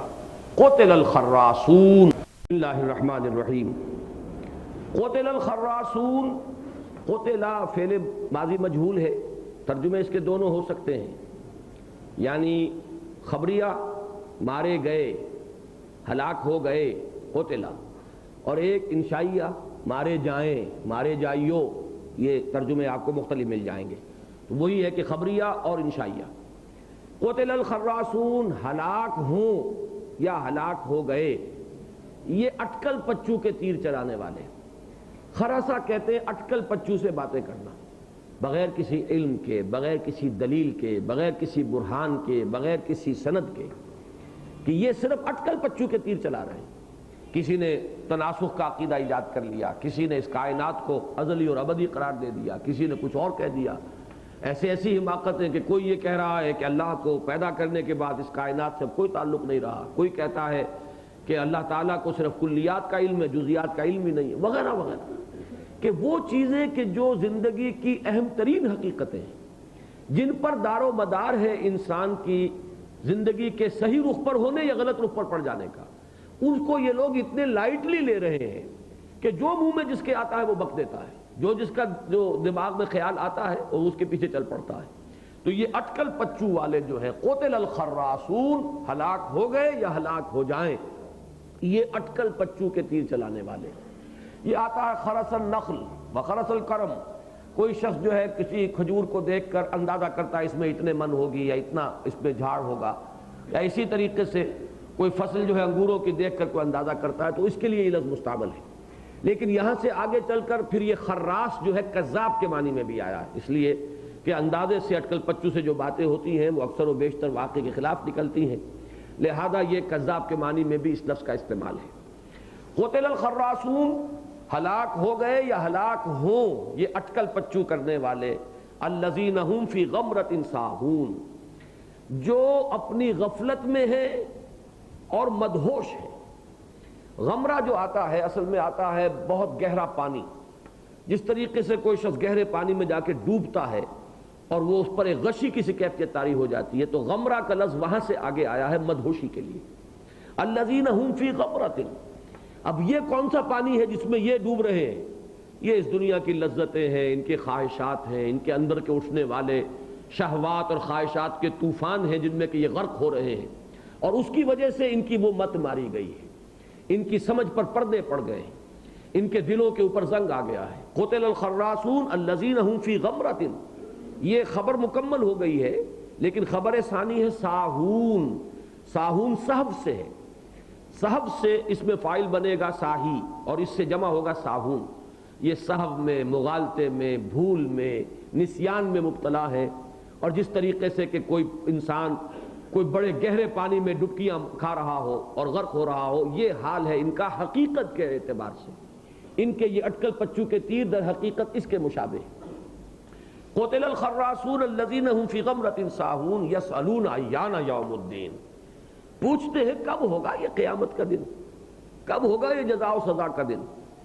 یہ انداز جو ہے ہمارے اس منتخب نصاب میں سورہ قیامہ کا درس ہے جو بڑے اہتمام کے ساتھ بارہا آپ نے سنا ہوگا، اس میں بھی یہ انداز ہے، یسألوا ایان یوم القیامہ، پوچھتا ہے کب ہوگا یہ قیامت کا دن۔ یہاں بھی وہی ہے، یسألون ایان یوم الدین، یہ دین کب ہوگا، کس دن آئے گا۔ تو یہ جان لیجئے کہ ایک سوال ہوتا ہے استفہامیہ، واقعی آپ کوئی بات معلوم کرنا چاہیں، ایک ہوتا ہے بظاہر سوال لیکن حقیقت میں انکار کرنا ہوتا ہے، ایک ہوتا ہے سوال ظاہری حقیقت میں استہزاء ہوتا ہے، تمسخر ہوتا ہے۔ تو یہ انداز تمسخر کا ہے، ایان یوم الدین، اچھا یہ بتائیے، بہت سن لیا، ہوگا کب یہ بتائیے۔ تو یہ بات قرآن مجید میں بارہا آئی ہے کہ جب وہ زچ ہو جاتے تھے، جب حضور دلائل دیتے تھے، قرآن مجید کی آیات آئیں، جیسے کہ ہم سورہ قاف میں پڑھ آئے ہیں، کتنے دلائل دیے گئے، تم زمین کو نہیں دیکھتے، مردہ پڑی ہوتی ہے، بارش برستی ہے، پھر زندہ ہو جاتی ہے، تو کیا انسان کے مردہ ہونے کے بعد زندہ ہونا بڑا تعجب خیز ہو گیا؟ جب تم اللہ کو مانتے ہو اور مانتے ہو علی کل شیء قدیر، تو جو علی کل شیء قدیر ہے وہ کیا مردہ کو پیدا نہیں کر سکتا؟ کیا پہلی مرتبہ پیدا کرنا مشکل ہے یا دوسری مرتبہ پیدا کرنا مشکل ہے؟ ایک ایک چیز ایسی ہے، بدیہیات فطرت میں سے ہم کہیں گے کہ کوئی دوسرا جواب ممکن ہی نہیں سوائے ایک کے، کوئی منطقی استدلال نہیں ہے، یہ بدیہی استدلال ہے جو بالکل بین ہے، روز روشن کی طرح آیا۔ اور یہ ان لوگوں کے ساتھ اصلاً ہوگا کہ جو خدا کو مانتے ہیں۔ جو لوگ خدا کا انکار کرتے ہیں ان سے تو بات ہوگی پھر کسی اور سطح پر، لیکن جو خدا کو مانتے ہو، بھائی خدا کو مانتے ہو تو عاجز اور لاچار خدا کو مانتے ہو یا علی کل شیء قدیر خدا کو مانتے ہو؟ اگر علی کل شیء قدیر خدا کو مانتے ہو تو پھر تعجب کے لیے کون سی گنجائش رہ گئی؟ اس خدا نے اگر پہلی مرتبہ پیدا کیا تو کیا دوسری مرتبہ پیدا نہیں کر سکتے؟ افعینا بالخلق الاول، کیا ہم پہلی مرتبہ پیدا کر کے اب تھک گئے اور اب ہمارے اندر سے ساری وہ خلاقی اور ہماری ساری قدرت ختم ہو چکی، ایگزاسٹ ہو چکے؟ اب یہ سارے دلائل آنے کے بعد اب کیا کریں؟ اب مزید کیا اعتراض کریں؟ تو اب ان کی آخری بات یہ رہ جاتی ہے، جیسی کہ ہوا کرتا ہے عام طور پر بحثم بحثا کے بعد، جب کوئی زچ ہو جائے، کوئی جواب نہ ملے تو کوئی اس طرح کا پینترا بدل، اچھا یہ بتاؤ کب آئے گی وہ؟ چلیے اب معلوم ہوا کہ اصل فیصلہ کن چیز یہی ہے، حالانکہ اس کا کوئی تعلق ہی اس بحث سے نہیں ہے۔ وہ کل آ جائے، وہ 2 سال بعد آ جائے، وہ 200 سال بعد آ جائے، فرق کیا پڑے گا؟ تمہاری موت کی تلوار تو تمہارے سر پر لٹکی ہوئی ہے، اصل مسئلہ تو تم سے متعلق ہے، تمہاری موت، تمہاری قبر اور تمہارا وہ میدان حشر کے اندر کھڑے ہونا اپنے رب کے سامنے۔ فَأَمَّا مَنْ خَافَ مَقَامَ رَبِّهِ وَنَهَى النَّفْسَ عَنِ الْهَوَىٰ، تو اصل مسئلہ جو ہے اس سے اعراض کے لیے، چونکہ یہ سوال اس انداز کا تھا، استہزائیہ، تمسخر کے انداز میں، انکار کے انداز میں، لہذا اس کا جواب بھی پھر یہی ہوتا ہے۔ سورہ قیامہ میں یاد ہوگا نا، یسألو کیا جی ایان یوم القیامہ، اب وہاں کیا فرمایا گیا؟ فَإِذَا بَرِقَ الْبَصَرُ وَخَسَفَ الْقَمَرُ وَجُمِعَ الشَّمْسُ وَالْقَمَرُ۔ اس وقت تو یہ بڑے افلاطون بنے ہوئے ہیں اور ارسطو کے باپ بنے ہوئے ہیں اور سوال کر رہے ہیں، جب وہ گھڑی آ جائے گی، جب چاند گہنا جائے گا، جب سورج جو ہے اس کی بھی روشنی ختم ہو جائے گی، بے نور ہو جائے گا، جب چاند اور سورج یکجا ہو جائیں گے، چاند سورج میں دھسا دیا جائے گا، تب یہ انسان جو ہے، یہی بڑے بڑے افلاطون اور ارسطو یہ کہیں گے ہے کوئی بھاگ جانے کی جگہ؟ اس وقت ان کے اوپر یہ حالت ہوگی، آج ان کی سرکشی کا یہ عالم ہے۔ وہی انداز یہاں ہے، یسألون ایان یوم الدین یوم ھم علی النار یفتنون ذوقوا فتنتکم ھذا الذی کنتم بہ تستعجلون۔ اس دن ہوگا یہ قیامت کا دن اور یہ جزا و سزا، جس دن کہ یہ آگ پر تپائے جائیں گے۔ فتنے کا لفظ جو ہے وہ 2 مفہوم بنیادی رکھتا ہے اپنے اندر۔ اصل مفہوم اس کا یہ ہے کہ جیسے گوشت کو سینکتے ہیں آگ پر، اب ایک تو ہمارا انداز ہے وہ ڈال کر ہنڈیا میں اور گوشت کو پکانا، شوربہ بنانا۔ آپ کو معلوم ہے کہ ابتدا سے جو انداز ہے گوشت کا وہ تو یہی انگاروں کے اوپر سینک لیا، جب سینکتے ہیں تو ذرا پہلے ادھر رکھ دیا پھر اس کو پلٹ دیا، تو الٹنا پلٹنا اور یہ آگ پر انگاروں کے اوپر کسی چیز کو اس طریقے سے سینکنا، یہ اس لفظ کی اصل ہے، جڑ یہاں ہے۔ اسی سے بدلتے ہوئے حالات، تنگی اور سختی اور نرمی اور آسانی، یہ بھی فتنہ بن گئے۔ کبھی اللہ اس طرح آزماتا ہے، کبھی اس طرح آزماتا ہے، کبھی دے کر آزما رہا ہے اور کبھی چھین کر آزما رہا ہے، کبھی عزت دے کر آزماتا ہے کبھی کوئی رسوائی ہو گئی اس سے امتحان لے لیا ہے، کبھی دولت کے ذریعے سے آزما لیا اور کبھی فقر اور فاقے سے آزما لیا، تو فتنہ پھر آزمائش کے لیے آ گیا۔ تو یہ تم دونوں جو ہے الفاظ، یہ ان کا اپنے ساتھ جو ایک منطقی ربط ہے اس کو سمجھ لیجئے کہ اصلاً یہ ہے تپانا اور انگاروں پر گوشت کا سینکنا جو ہے الٹ پلٹ کرتے ہوئے، یہ اس لفظ کا اصل مفہوم ہے۔ یہاں دیکھیے یہ اپنی اصل لغوی سینس میں آیا ہے، یوم ہم علی النار یفتنون، جس دن کہ یہ آگ پر سینکے جائیں گے، جبکہ کباب بنائے جائیں گے، جبکہ ان کو بھونا جائے گا، جبکہ آگ پر یہ الٹے پلٹے جائیں گے۔ ذوقوا فتنتکم، اور کہا جائے گا چکھو اب اپنے فتنے کا مزہ۔ یہاں یہ فتنے کا لفظ ہے دوسرے معنی میں آزمائش، اور یہاں آزمائش سے مراد وہ چیزیں جن کے ذریعے سے آزمائے گئے ہو، یہی وہی فتنے ہیں جن میں تم نے اپنے آپ کو ڈالا تھا۔ سورہ حدید میں جو مفہوم آیا ہے کہ وَلَٰكِنَّكُمْ فَتَنْتُمْ أَنفُسَكُمْ، تم نے خود اپنے آپ کو اپنے ہاتھوں فتنوں میں ڈالا۔ تم نے اپنی اولاد سے اتنی محبت کی جتنی کہ نہیں کرنی چاہیے، تم نے اپنی ازواج سے اتنی محبت کی جتنے کہ نہیں کرنی چاہیے۔ یہ نہیں کہ محبت کی اجازت نہیں، محبت کرو لیکن جائز حدود کے اندر، اس سے زائد ہے تو یہی فتنہ ہے۔ تم نے مال سے وہ محبت کی اور اتنا اسے اپنے دل کے اندر جگہ دی جتنی کہ تمہیں نہیں دینی چاہیے تھی، اس لیے کہ مال ہی کی محبت ذرا حد سے تجاوز کرے تو یہی سب سے بڑا فتنہ ہے۔ تو اسی لیے فرمایا گیا انما اموالکم واولادکم فتنہ، تمہارے اموال اور تمہاری اولاد ہی تو تمہارا فتنہ ہے، اور فتنہ کوئی باہر سے لانے کی ضرورت نہیں، انہی پر آزمائے جا رہے ہو۔ ان میں سے ہر چیز جو ہے ایک امتحانی پرچہ ہے جس کا جواب تم اپنے طرز عمل سے لکھ رہے ہو۔ اب یہاں جو کہا گیا اب اپنے فتنے کو چکھو، تو جن فتنوں میں تم نے اپنے آپ کو ڈالا یہ وہی تپش ہے، اس وقت تم نے خود یہ جنریٹ کی ہے یہ ہیٹ اپنے ہاتھوں، اس وقت یہ ظاہر نہیں ہوئی تھی، اب ظاہر ہو گئی۔ یہ وہی بات ہے جو پھر آخری جو صورت ہے مدنیات میں سے اس گروپ کی، اس میں یہ ایک دوسرے مفہوم میں آئی ہے بڑے پیارے انداز میں، وہاں جو فرمایا گیا کہ قوا انفسکم واہلیکم نارا وقودھا الناس والحجارہ، اس کے بعد اگلی آیت آتی ہے یا ایھا الذین کفروا لا تعتذروا اليوم انما تجزون ما کنتم تعملون، اے کفر کرنے والو اب معذرتیں نہ کرو، اب کوئی یہاں پر فریاد کرنے کا فائدہ نہیں ہوگا، تمہیں وہی چیز مل رہی ہے جو تم نے کیا تھا۔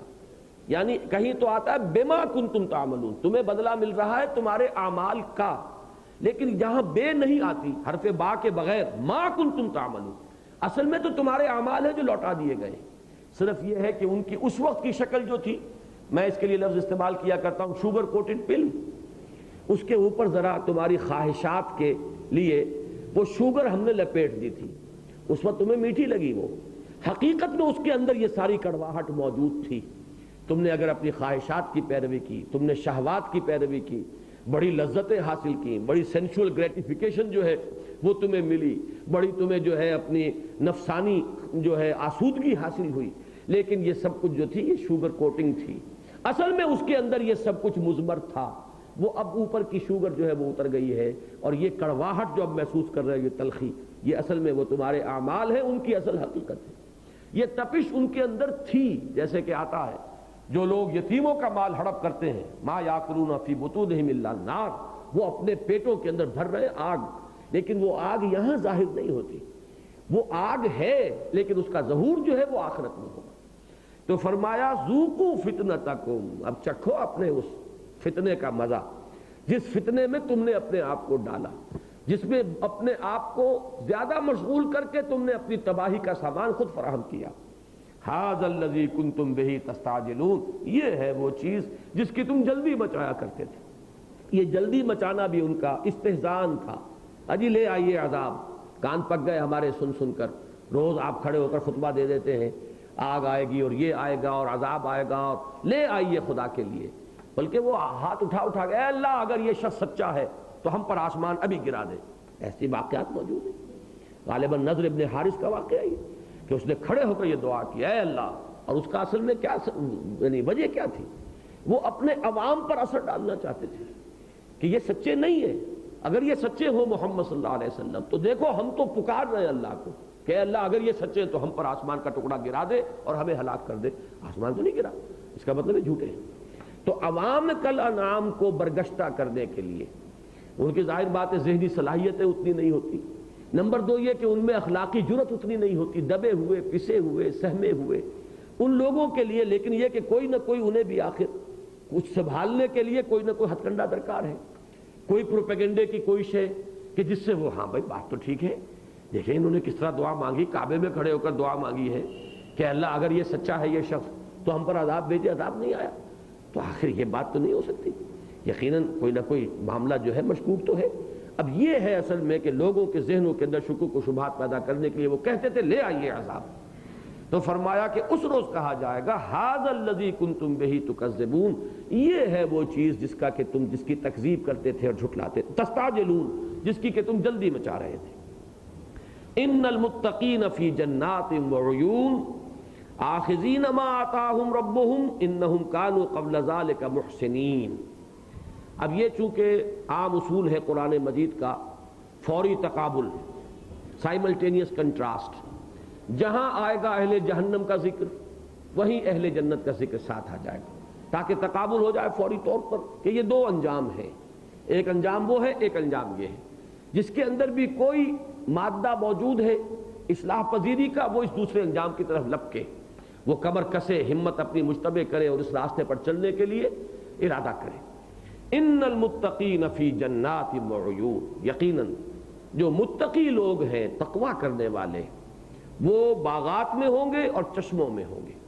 یہ جنت کی تعبیر کہ وہ جنات تجری من تحتها الانہار، جن کے نیچے یا جن کے دامن میں ندیاں بہتی ہوں گی، تو یہاں پر ان کو بجائے اس انداز کے فی جنات وعیون، وہ ہوں گے باغات میں اور چشموں میں۔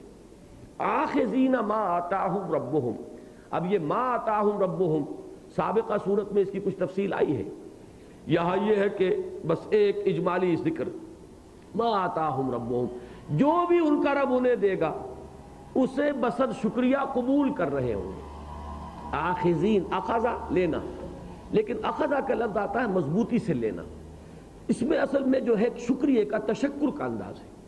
ایک ہے آپ شان استغنا کا ذکر کا مظاہرہ کریں، کوئی کسی کو کوئی آپ کو کچھ دے رہا ہے اور آپ لے تو رہے ہیں لیکن بڑے استغنائی شان کے ساتھ، اس کی بجائے یہ اہتمام سے اللہ کا شکر ادا کرتے ہوئے، اس نعمت کی قدر کرتے ہوئے۔ آخذینا، جہاں ظاہر بات ہے جہاں یہ کیفیت ہوگی وہاں آدمی جو چیز دی جا رہی ہے اسے بڑے ادب کے ساتھ لے گا، سنبھالے گا، اور جو اگر شان استغنا کا اظہار لیا، لے کر یہاں رکھ دیا، ٹھیک ہے جی ہے، دے دیا آپ نے، کوئی ایسی بات نہیں ہے، کوئی ہماری نگاہ میں اس کی خاص قدر و قیمت نہیں، وہ اور اندازے یہاں لفظ اخذ لا کر وہ پوری کیفیت کے لیے جسے آپ کہتے ہیں ورڈ پکچر، تصویر لفظی، ایک لفظ کے اندر ہی وہ پورا جو ہے نقشہ آ جائے۔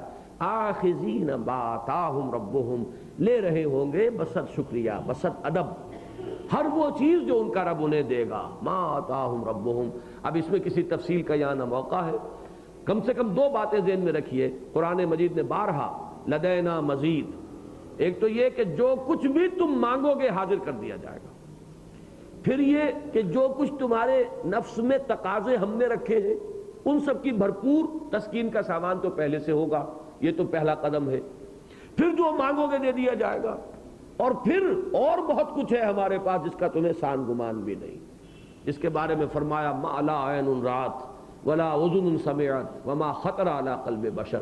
ظاہر بات ہے کہ جب تین شرطیں پوری ہو جائیں، جو نہ کسی آنکھ نے دیکھا، نہ کسی کان نے سنا، نہ کسی کے دل پر اس کا خیال بھی وارد ہوا، تو مانگے گے کیسے اس کو؟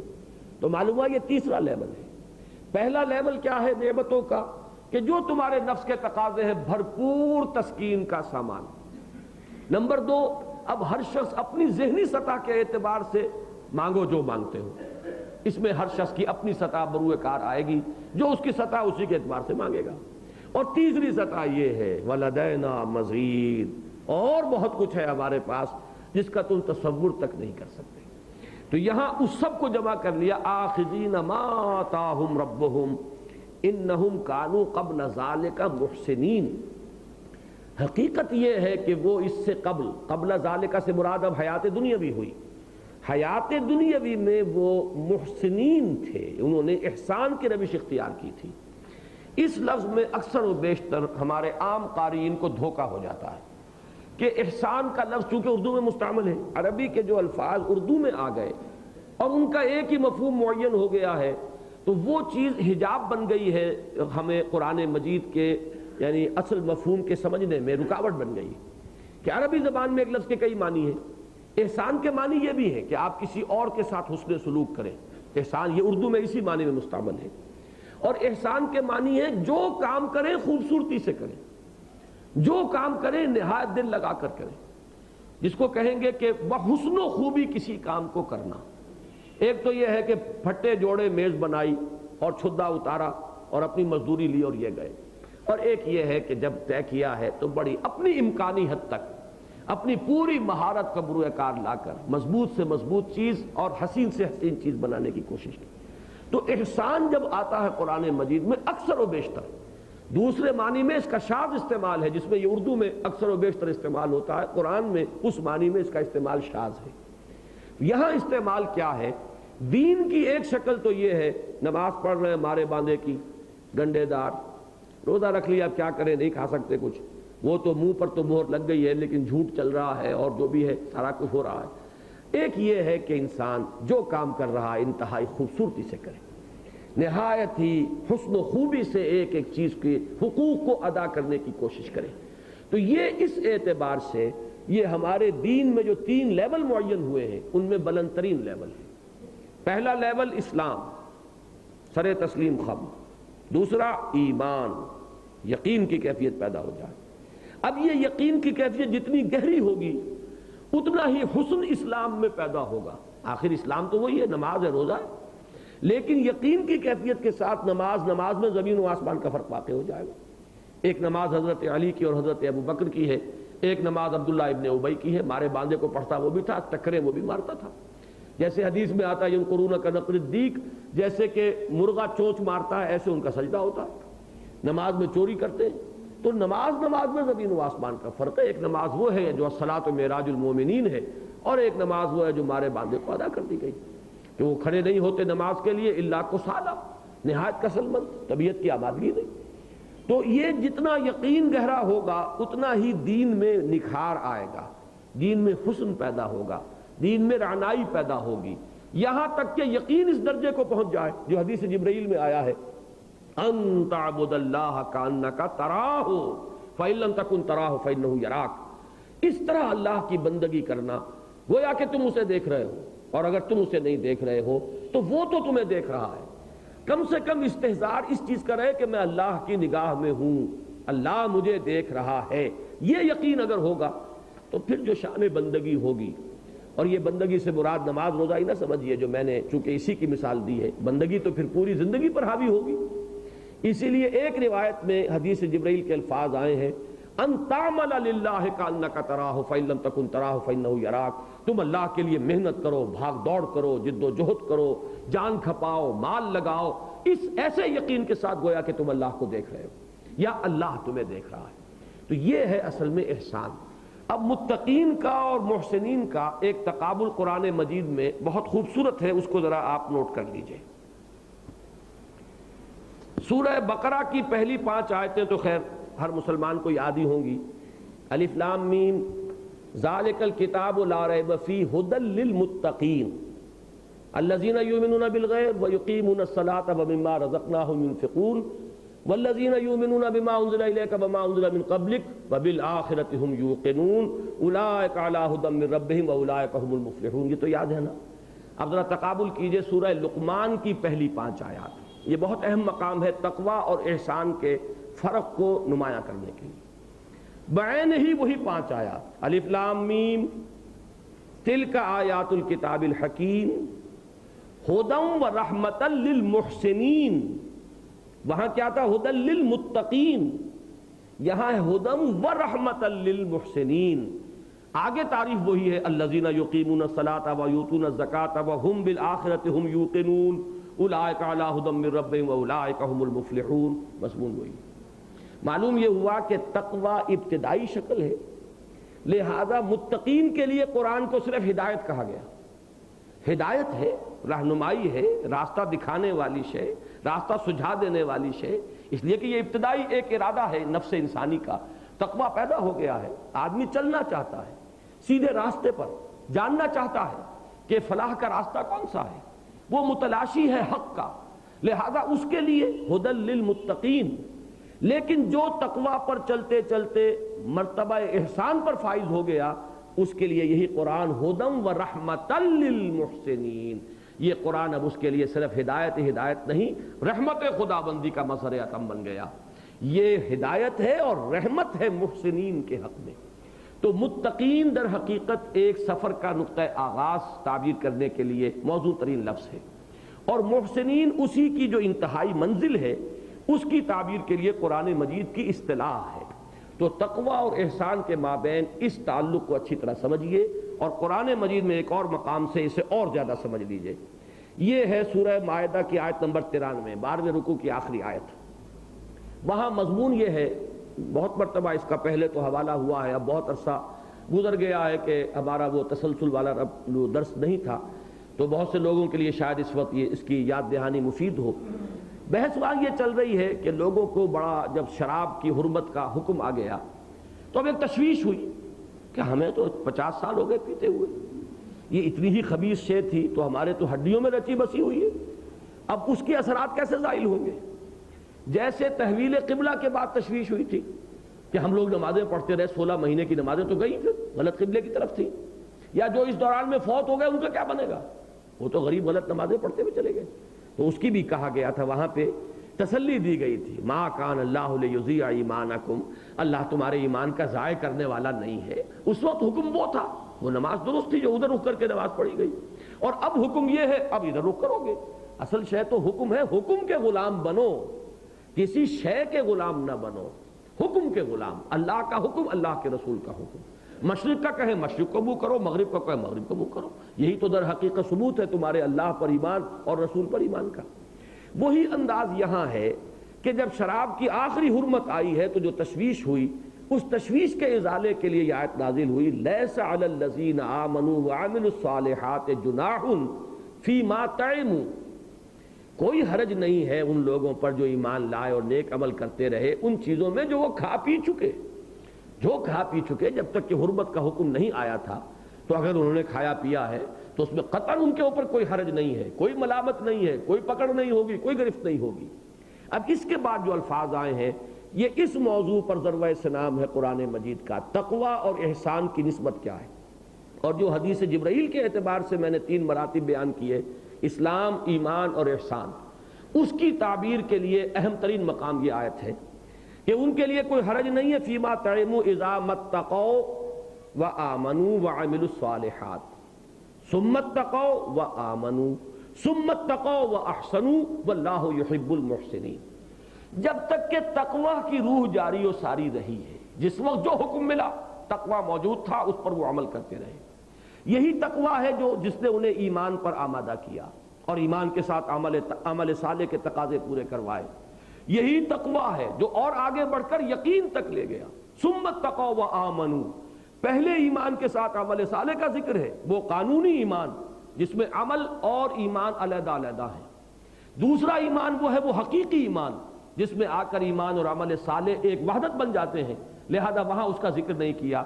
اذا متقوا وآمنوا وعملوا الصالحات ثم اتقوا وآمنوا ثم اتقوا واحسنوا، پھر مزید تقوی ان کے اندر پیدا ہوا اور وہ مرتبہ احسان تک گئے. واللہ یحب المحسنین، اور جو اس مقام کو حاصل کر لیں وہ تو اللہ کے محبوب بن جاتے ہیں. اللہ تعالیٰ کو محبت ہے محسنین سے. تو یہ تقوی، اسلام، ایمان اور احسان، ان چیزوں کی اصطلاحات کی جو حقیقت ہے اس کو سمجھیے. اور یہاں اصل میں چونکہ یہ 2 آیات میں الفاظ آئے، ان المتقین فی جنات وعیون، متقی لوگ اس روز ہوں گے جنتوں میں اور چشموں میں. آخذین ما آتاہم ربہم، لے رہے ہوں گے اور بصد ادب و شکریہ قبول کر رہے ہوں گے جو کچھ کے دے گا انہیں ان کا رب. انہم کانوا قبل ذالک محسنین، اس لیے کہ وہ تو دنیا کی زندگی میں اس سے پہلے احسان کی روش پر تھے، احسان کے مرتبے پر فائز تھے. وہ دین میں اور عبادت میں اور اللہ کی اطاعت میں زیادہ سے زیادہ زور لگا رہے تھے، زیادہ سے زیادہ صلاحیتوں کو بروئے کار لا رہے تھے. اپنا پورا انہوں نے تن من دھن لگا کر رکھ دیا تھا، اپنی پوری توجہ کا ارتکاز کر دیا تھا. یہ ان کے لیے کوئی سائیڈ ایشو نہیں تھا، یہ ان کے لیے کوئی سائیڈ بزنس نہیں تھا، یہ کوئی مارے باندھے کو نہیں کر رہے تھے جو کچھ کر رہے تھے. انہم کانوا قبل ذلک محسنین کانوا قلیلا من اللیل ما یہجعون، کم ہی تھا رات کا حصہ جس میں کہ وہ سوتے تھے۔ شب بیداری اہم بات ہے، اس راستے کی بہت بڑی علامت بھی ہے اور بہت بڑی ضرورت بھی ہے۔ واقعہ یہ ہے کہ اس کا اب وہ سورہ مزمل کی ابتدائی آیات کا حوالہ کافی ہو جائے گا۔ خود حضور صلی اللہ علیہ وسلم سے وہ مشقت کرائی گئی ہے، تو کوئی اور شخص وہ اپنے آپ کو اس سے بری سمجھے یا اس سے مستثنا سمجھے تو مغالطے میں۔ کانوا قلیلا من اللیل ما یہجعون، وہ رات کے وقت جیسے کہ سورہ فرقان میں آیا ہے والذین یبیتون لربہم سجدا وقیاما، جیسے کہ حدیث میں آتا ہے کہ چونک جاتے تھے حضور، ذرا تھوڑی دیر کے لیے آرام فرماتے تھے، اس کے بعد چونکتے تھے، پھر کھڑے ہو جاتے تھے، پھر تھوڑی دیر آرام فرماتے تھے، پھر کھڑے ہو جاتے تھے۔ رات حضور کی اس کیفیت میں گزرتی تھی۔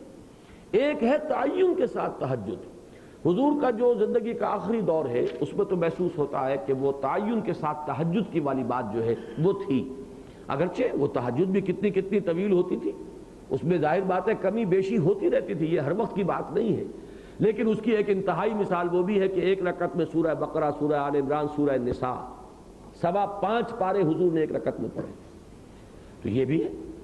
اس طریقے سے بھی حضور، پھر ایسا بھی ہے کہ آپ جو ہے وہ مختصر نماز بھی جو ہے وہ 11 رکعت جو آپ کا معمول بن گئی تھی، لیکن ایک نقشہ اور بھی ہے، اور وہ میں سمجھتا ہوں کہ وہ ابتدائی دور کا نقشہ ہے کہ حضور ذرا کچھ تکان طاری ہوئی، کچھ طبیعت کے اندر اگر کوئی ایسی کیفیت محسوس ہوئی، ذرا آرام کیا، پھر چونک کر اٹھے، پھر کھڑے ہو گئے، پھر اللہ کے سامنے سجود ہیں یا قیام میں کھڑے ہوئے ہیں، قنوت کی کیفیت ہے۔ تو وہ ہے یبیتون لربہم سجدا وقیاما، جو راتیں بسر کرتے ہیں اپنے رب کے لیے سجدہ ریز ہو کر یا کھڑے رہ کر۔ تو کانوا قلیلا من اللیل ما یہجعون، یہ ان لوگوں کا حال یہ تھا کہ رات کا کم ہی حصہ ہوتا تھا جس میں کہ وہ سوتے تھے۔ اس میں بھی وہی بات ہو جائے گی کہ جو سورہ مزمل کی آیات میں ہے کہ الا قلیلا کے 2 مفہوم لیے گئے ہیں، کسی شب نہ ہو سکے تو کوئی بات نہیں، اور یہ کہ رات کا کوئی حصہ مستثنا کر دیا جائے تو کوئی بات نہیں۔ تو یہاں بھی یہ کہ شاذ ہی راتیں ہوتی تھیں جن میں کہ وہ مکمل سوتے ہوں، اکثر و بیشتر ان کی راتیں گزرتی تھیں اپنے رب کے سامنے سجدہ ریز ہو کر، اور یا یہ کہ رات کا تھوڑا ہی حصہ ہوتا تھا جس میں کہ وہ سوتے تھے، اکثر و بیشتر حصہ رات کا جو ہے وہ اپنے رب کے سامنے عبادت کرتے ہوئے گزرتا تھا۔ کانوا قلیلا من اللیل ما یہجعون وبالاسحار ہم یستغفرون، اور سحر کے وقت وہ پھر استغفار کرتے تھے۔ ایک عجیب ہے یہاں پر ربط اور تعلق کہ رات اس کیفیت میں گزار کر بھی ایک تو شکل یہ کہ غرہ پیدا ہو جائے، غرور، دیکھو جی ساری رات گزاری، آج تو بڑا فضل ہو گیا اللہ کا، چاہے وہ کہہ رہے ہیں فضل و کرم ہی، لیکن اس میں بھی اپنے نفس کی ایک تکبر کی اور غرور کی آمیزش ہو گئی۔ ایک یہ ہے کہ پھر مزید اللہ سے استغفار، اے اللہ جو کچھ ہم نے کیا ہے یہ نقائص سے پر ہے، ہماری نماز، ہمارا یہ سجدہ، نہ معلوم ہمارے اس میں کیا کیا کوتاہیاں رہی ہوں، ہم نے جو بھی خدمت کی ہے نہ معلوم اس میں کس کس پہلو سے ہماری کمی رہ گئی ہے، تو پروردگار تو ہی ہے کہ جو درگزر فرمانے والا ہے، تو ہی اس ہدیہ عبادت کو قبول فرمانے والا ہے، شرف قبول عطا فرمانے والا ہے، اور وہ اس کے بغیر ممکن نہیں ہے کہ ہماری کوتاہیوں سے درگزر فرمائے، ہماری خامیوں کی پردہ پوشی کرے۔ وَبِالْأَسْحَارِ هُمْ يَسْتَغْفِرُونَ، اور پاؤں پھٹنے کا وقت جو ہوتا ہے، یہ سحری جس وقت آپ رمضان میں کھاتے ہیں، اب یہ وقت ہے خاص طور پر استغفار کا، اور یہی وہ وقت ہے جس کے لیے حدیث قدسی میں وہ الفاظ آئے ہیں کہ اللہ تعالیٰ سمائے دنیا تک نزول فرماتا ہے۔ اس نزول کی کیفیت ہمیں نہیں معلوم، کیفیت مجہول ہے، نزول معلوم ہے۔ جب حدیث میں آیا ہے تو لازماً نزول ہے، لیکن نزول کی کیفیت کیا ہے وہ ہم نہیں جانتے۔ لیکن اس وقت پھر اللہ تعالیٰ کی طرف سے یہ ندا ہوتی ہے کہ حل من مستغفر فاغفر لہ، حل من سائل فاعطیہ، ہے کوئی مانگنے والا کہ میں اسے دوں، رحمت خداوندی گویا کہ جوش میں ہوتی ہے کوئی استغفار کرنے والا کہ میں اسے بخش دوں، یہ وہ کیفیت ہے۔ وبالاسحار ہم یستغفرون وفی اموالہم حق للسائل والمحروم، اور ان کے مالوں میں حق ہے، سائل کا بھی محروم کا بھی۔ سائل سوال کرنے والا بالکل واضح ہے کہ جو مانگ رہا ہے، محروم جو ہے اس لفظ کی اصل حقیقت کو سمجھ لینا چاہیے محروم کا ترجمہ ہمارے بعض مترجمین نے، مثلاً خود مولانا محمود حسن صاحب نے ہارا ہوا کیا ہے، ہارا ہوا انسان۔ محروم کے لفظ میں یہ خود بخود چیز مضمر ہے کہ کسی کے پاس پہلے کچھ تھا اب نہیں رہا، کہیں کاروبار میں بہت بڑا گھاٹا ہو گیا، کہیں کوئی اور حادثہ ہو گیا۔ یہ جو انسان ہوتا ہے، اب خاص طور پر چونکہ اس کی ایک حیثیت رہی ہوتی ہے، لہذا اس میں وہ عزت نفس کا مادہ ہے کہ وہ ہاتھ بھی کسی کے سامنے نہیں پھیلا سکتا۔ پھر یہ کہ اس کی وہ شرافت اور اس کی وہ سفید پوشی جو ہے وہ بھی لوگوں کے مغالطے کا سبب بنتی ہے، کہ ظاہر بات ہے کہ وہ لا یسألون الناس الحافا۔ تو یہ محروم کے لفظ میں بھی وہ کیفیت ہے جس کا ذکر سورہ بقرہ میں ہوا ہے، کہ جو لوگ اس لیے کہ وہ اللہ کے دین کے کام میں گھر گئے ہیں، احسروا فی سبیل اللہ، ان کا بھی معاملہ یہ ہوتا ہے کہ وہ مانگنے والے نہیں ہوتے۔ لا یسألون الناس الحافا، وہ لگ لپٹ کر لوگوں سے مانگتے تو نہیں۔ تو اس لیے فرمایا گیا کہ تمہارے انفاق فی سبیل اللہ کا اولین جو مستحق ہے کہ ڈھونڈ ڈھونڈ کر تلاش کرو کون ہے اس طرح کا انسان کہ جو لگا ہوا ہے صرف اللہ کے دین کی خدمت میں، اس لیے وہ زمین میں بھاگ دوڑ اور اپنی معاشی جد و جہد نہیں کر پا رہا، تو اس کی کوئی ضرورت ہو تو تم پورا کرو۔ ایک وہ، اور ایک یہ ایسے لوگ جو کسی وقت صاحب حیثیت تھے، رہے تھے، لیکن کسی اچانک حادثے سے ان کی کیفیت جو ہے ایسی ایک دم پلٹی ہے کہ وہ محروم ہو گئے۔ تو یہ اس لفظ کی جو اصل حقیقت ہے اس کے اندر مضمر ہے۔ تو فی اموالہم حق للسائل والمحروم، ان کے اموال میں حق ہے۔ لفظ حق پر پہلے گفتگو ہوئی ہے بہت مرتبہ، یہاں بھی پھر اس کو نوٹ کر لیجئے کہ یہ ایک ہے خیرات دینے کا انداز، ایک ہے ادائے حق کا انداز، زمین و آسمان کا فرق ہے۔ آپ کے اولاد کے آپ پر حقوق ہیں، جب آپ اولاد پر کچھ خرچ کرتے ہیں تو خیرات سمجھ کر نہیں کرتے۔ آپ کے والدین کے آپ پر حقوق ہیں، اگر والدین پر کچھ خرچ کرتے ہیں تو خیرات سمجھ کر نہیں کرتے۔ بیوی کا حق ہے، اگر آپ اس پر خرچ کرتے ہیں تو وہ کوئی اس کو خیرات نہیں دیتے۔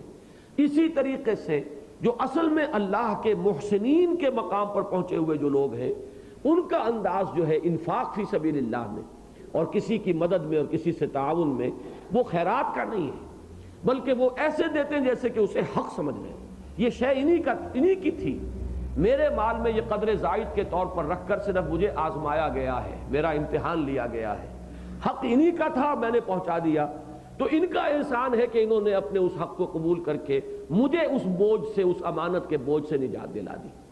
یہ انداز بالکل مختلف ہے اس انداز سے جس میں کہ وہ پیسہ کر کے وہ ڈبیا میں بہت سے پیسے رکھ کر، وہ ظاہر بات ہے کہ وہ تو ایک مزدوری ہے، پروفیشن ہے، جو آ رہا ہے ایک ایک پیسہ اب آپ اس کو دے رہے ہیں، یا اب جو ہے وہ 10 پیسے ہو گئے ہوں گے یا 54 ہو گئی، جو بھی ہے، لیکن یہ کہ وہ بالکل مختلف شے ہے، وہ اسلام اسے ہرگز پسند نہیں کرتا، اور وہ تو در حقیقت انسٹیٹیوشن بیگری جو ہے اس کو پرپیچویٹ کرنا اور اسے دوام بخشنے کے مترادف ہے، اس سے تو بچنا چاہیے۔ وفی اموالہم حق للسائل والمحروم وفی الارض آیات للموقنین، اور زمین میں یقین کرنے والوں کے لیے آیات ہیں۔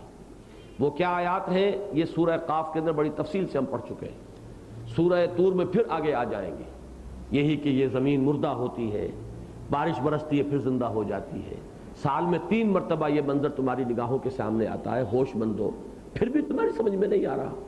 وَفِي الْأَرْضِ آیَاتٌ لِّلْمُوقِنِينَ، موقنین یہاں یقین سے اس میں فاعل ہے، اور عربی زبان میں کبھی الفاظ آتے ہیں، کوئی فعل ہے لیکن وہ آتا ہے ارادہ فعل کے لیے، جو یقین کرنا چاہیں، جن کے اندر اباہ ہے، جو کسی طرح مان کر دینے کا ارادہ ہی نہیں رکھتے، انہیں لاکھ دلیلیں آپ دے دیں وہ تو ٹھکرا دیں گے، لیکن جو جاننا چاہتے ہیں، جو چاہتے ہیں کہ انشراح صدر ہو جائے، تو چپے چپے پر ہماری نشانیاں بکھری ہوئی ہیں، ہمارے وجود کی نشانیاں، ہماری توحید کی نشانیاں، معاد کی نشانیاں، کہاں سے تمہیں وہ نشانی نظر نہیں آ رہی؟ وَفِي الْأَرْضِ آیَاتٌ لِّلْمُوقِنِينَ وَفِي أَنفُسِكُمْ أَفَلَا تُبْصِرُونَ، اور صرف زمین ہی میں نہیں، تمہارے اپنے جانوں کے اندر ہے نشانیاں موجود، تو کیا تم دیکھتے نہیں ہو؟ یہ جو انداز ہے افلا تبصرون، یہ فارسی کے اس شعر میں اس اسلوب کو بڑی خوبصورتی سے اختیار کیا گیا ہے، مستعار لیا گیا ہے۔ دم چیست پیامیست شنیدی نہ شنیدی، در خاک تو یک جلوہ آمیخت نہ دیدی، دیدن دیگر آبوس شنیدن دیگر آبوس۔ یہ سانس کیا ہے؟ ایک پیام ہے، سنتے ہو کہ نہیں سنتے؟ تم سمجھ رہے ہو صرف یہ زندگی کو جاری رکھنے کا وسیلہ ہے، اسی میں ایک پیام ہے تمہارے لیے، پیغام مثمر ہے، اور یہ تمہاری اپنی خاک کے اندر ایک جلوہ بھی ہے جو ملا ہوا ہے، آمیزش ہے اس کی۔ تم صرف خاکی نہیں ہو، نوری بھی ہو۔ تمہارے اندر وہ جو روح ملکوتی ہے وہ در حقیقت اس کا تعلق اللہ تعالیٰ سے ہے، وہ ملکوتی شے ہے، وہ اس عالم ناسوت کی شے نہیں ہے، وہ اس عالم خاک کی شے نہیں ہے، وہ عالم علوی کی شے ہے۔ در خاک تو یہ یک جلوہ آمیخت، تمہاری اسی خاک کے اندر ایک جلوہ بھی ہے، ایک نورانیت بھی ہے جو گندھا ہوا ہے، ملا ہوا ہے، آمیزش کیا ہوا ہے۔ ندیدی، دیکھتے نہیں ہو، تمہاری آنکھیں جو ہیں اس حقیقت کو نہیں دیکھ پا رہی۔ دیدن دیگر آموز، شنیدن دیگر آموز، ذرا دوسری قسم کا دیکھنا سیکھو اور دوسری قسم کا سننا سیکھو۔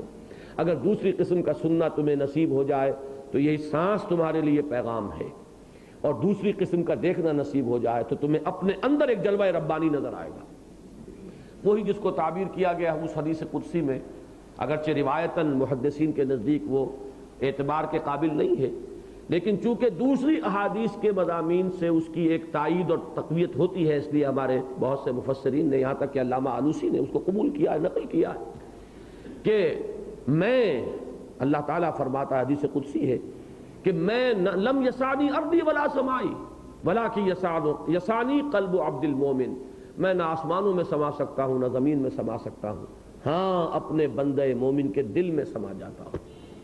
من نہ گنجم در زمین و آسمان لے گنجم در دل مومن آیا، میں زمین و آسمان میں نہیں سما سکتا لیکن مومن کے دل میں سما جاتا ہوں۔ تو ہے تمہارے اندر کچھ، اب اسی کو آپ نوٹ کریں گے اگر قرآن سے اس کو لے تو سورہ قیامہ، چونکہ اس سورت کے مضامین میں بار بار میں اس کا حوالہ دے رہا ہوں، اس میں جس چیز کی قسم کھائی گئی وہ کیا ہے؟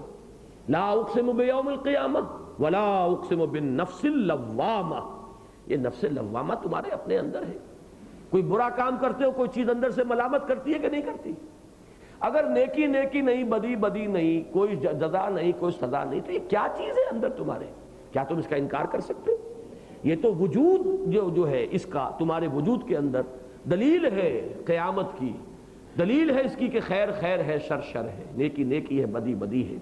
اور اگر تم یہ اس قاعدے کو مانتے ہو کہ گندم از گندم بے رویت، جو سے جو، گندم سے گندم اگتی ہے اور جو سے جو، تو نیکی سے نیکی اور بدی سے بدی وجود میں آنی چاہیے۔ تو گویا کہ ایک تمہارا مشاہدہ اندر کا کہ کوئی شے اندر ہے جو تمہیں بتاتی ہے یہ خیر ہے، یہ شر ہے، یہ تم نے برا کیا، یہ تم نے اچھا کیا۔ اچھا کرتے ہو تو انبساط حاصل ہوتا ہے، خوشی حاصل ہوتی ہے، برا کرتے ہو انقباض ہو جاتا ہے، اندر ہی سے کوئی چیز پکڑ لیتی ہے تمہیں، کیا کیا تم نے، تمہیں نہیں کرنا چاہیے۔ چنانچہ اسی کو حضور نے ایمان کی علامت اور دلیل قرار دیا ہے۔ اذا ساعت کا سیئتوں کا وسرت کا حسنتوں کا فانت مومن، جب تمہیں کوئی اچھا کام کر کے خوشی ہو، انشراح، انبساط ہو، اور کوئی برا کام کر بیٹھے ہو تو تمہیں انقباض ہو جائے، برا لگے کہ تم نے کیوں کیا، تو جان لو کہ تم مومن ہو، ایمان ہے تب ہے نا یہ، تو یہ تو علامت ہے، دلیل ہے ایمان کی۔ تو اندر کا یہ مشاہدہ اور منطق کی وہ دلیل کہ گندم از گندم بے رویت، جو سے جو، اس صغرا کبرا کو جوڑو تو قیامت کی دلیل تمہارے سامنے موجود ہے۔ تو یہ فرمایا وفی انفسکم افلا تبصرون، نہ صرف یہ کہ آفاقی اور عرضی آیات ہیں، تمہارے اپنے اندر آیات موجود ہیں۔ وفی السماء رزقکم وما توعدون، اور آسمان پر یا بلندی پر تمہارا رزق بھی ہے اور وہ شے بھی ہے کہ جس کی تمہیں دھمکی دی جا رہی ہے۔ یہ بات چونکہ پہلے بیان ہو چکی ہے لہذا اب وضاحت کی ضرورت نہیں۔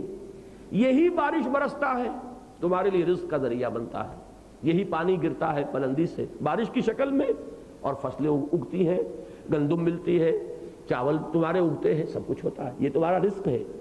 اسی میں تمہاری ہلاکت کا سامان بھی مضمر ہے، وہی ہے کہ جو بماء منہمر، آگے آئے گا سورہ قمر میں، جب حضرت نوح کی قوم پر عذاب آیا ہے تو ایک طرف تو یہ ہے کہ زمین میں کوئی ایک سوتا پھوٹا ہے، اندر سے پانی ابلا، اور ایک بماء منہمر، چھاجوں پانی برسنا شروع ہوا ہے آسمان سے، اور یہ دونوں پانی مل گئے، آسمان سے برسنے والا پانی اور زمین کے اندر سے ابلنے والا پانی، اور پوری قوم کو غرق کر کے رکھ دیا۔ تو وہ کہاں سے ہے؟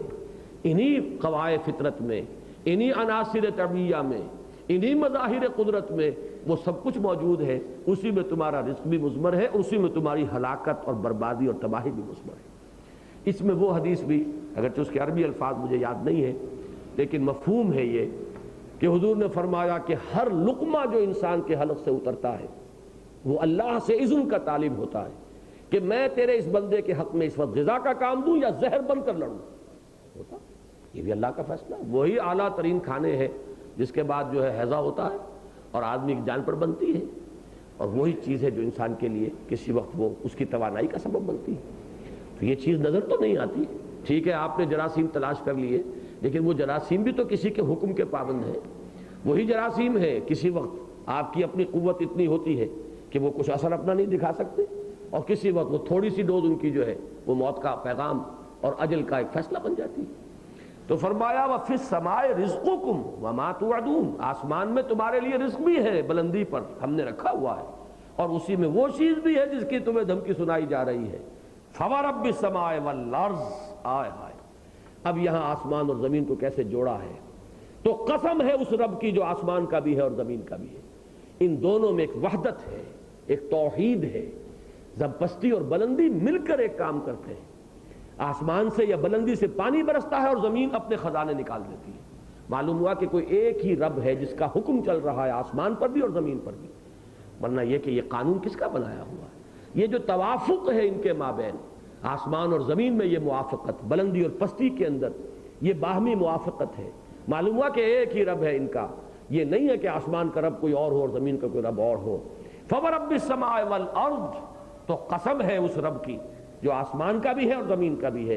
إِنَّهُ لَحَقٌّ مِثْلَ مَا أَنَّكُمْ تَنْطِقُونَ، انہو وہی ہے، ان الدین لواقع، یہ جزا و سزا، یہ وقوع قیامت، یہ بعث بعد الموت حق ہے، شدنی ہے، اٹل ہے، لازمی ہے، اس میں کوئی شک اور شبہ نہیں۔ بالکل ایسے جیسے کہ تم گفتگو کر رہے ہو۔ یہ گفتگو کرنا خاص طور پہ کیوں کہا گیا؟ جیسے تم بولتے ہو کہ اللہ تعالیٰ کا بھی ایک امر کن ہوتا ہے بڑے سے بڑے حکم کے لیے، اور تمہیں کچھ کن کہنے میں بھی تم اگر کن کہو گے تو نہ معلوم کتنی قواعد طبیعہ تمہارے اس میں آتی ہیں اور کتنی قوتیں جو ہیں اور عناصر فطرت جو ہے کتنے سازگار ہوں تو کہہ سکتے ہو، لیکن یہ ہے کہ اللہ کو اس کن کہنے میں بھی وہ وقت نہیں لگتا۔ اسی میں سورہ قمر کے آخر میں آئے گا وَمَا أَمْرُنَا إِلَّا وَاحِدَةٌ كَلَمْحٍ بِالْبَصَرِ، ہمارا امر اور ہمارا فیصلہ تو سوائے جیسے پلک جھپک گئی، نگاہ ادھر سے ادھر ہو گئی، اس سے زیادہ وقت نہیں لگتا اس میں۔ حالانکہ یہ بھی کوئی وقت لگتا ہے اس میں، لیکن یہ کہ آخر ہمیں سمجھانے کے لیے اور مثال کہاں سے لائیں؟ یا ہمارے محاورے میں پلک جھپکنا یہ بہت ہی قلیل مدت کے لیے ہے، یا جیسے کوئی شخص بول دیا، زبان سے کوئی لفظ نکال دیا، اس میں کوئی اسے ایگزرشن نہیں ہوئی، اس سے زیادہ تشبیہ لائیں کہاں سے ہماری زبان میں؟ اور ظاہر بات ہے کہ ہماری مجبوری یہ ہے کہ اللہ تعالیٰ کو وہ عظیم اور ابدی حقائق، سرمدی حقائق وہ ہماری زبان میں، ہماری منطق کے اندر ہمیں بتانے ہیں۔ لہذا تشبیہات جو ہیں ان کو ایسے پوری کی پوری جو ہے اللہ کے معاملات کے اوپر ہم عائد نہیں کر سکتے، منطبق نہیں کر سکتے۔ ہمارے کن کہنے میں بھی کچھ ہے، وقت لگا ہے، کچھ قوت صرف ہوئی ہے، اللہ کے کن کہنے میں بھی ان دونوں میں سے کوئی شے نہیں۔ ہماری پلک جھپکنے میں بھی کچھ وقت لگتا ہے، کچھ مدت صرف ہوتی ہے، نگاہ کے ادھر سے ادھر ہونے میں بھی کوئی وقت لگتا ہے، اللہ کے فیصلے میں یہ بھی نہیں ہے، لیکن ہماری تشبیہ و تمثیل کے لیے یہ فرمایا گیا۔ بارک اللہ لی ولکم فی القرآن العظیم ونفعنی وإیاکم بالآیات والذکر الحکیم۔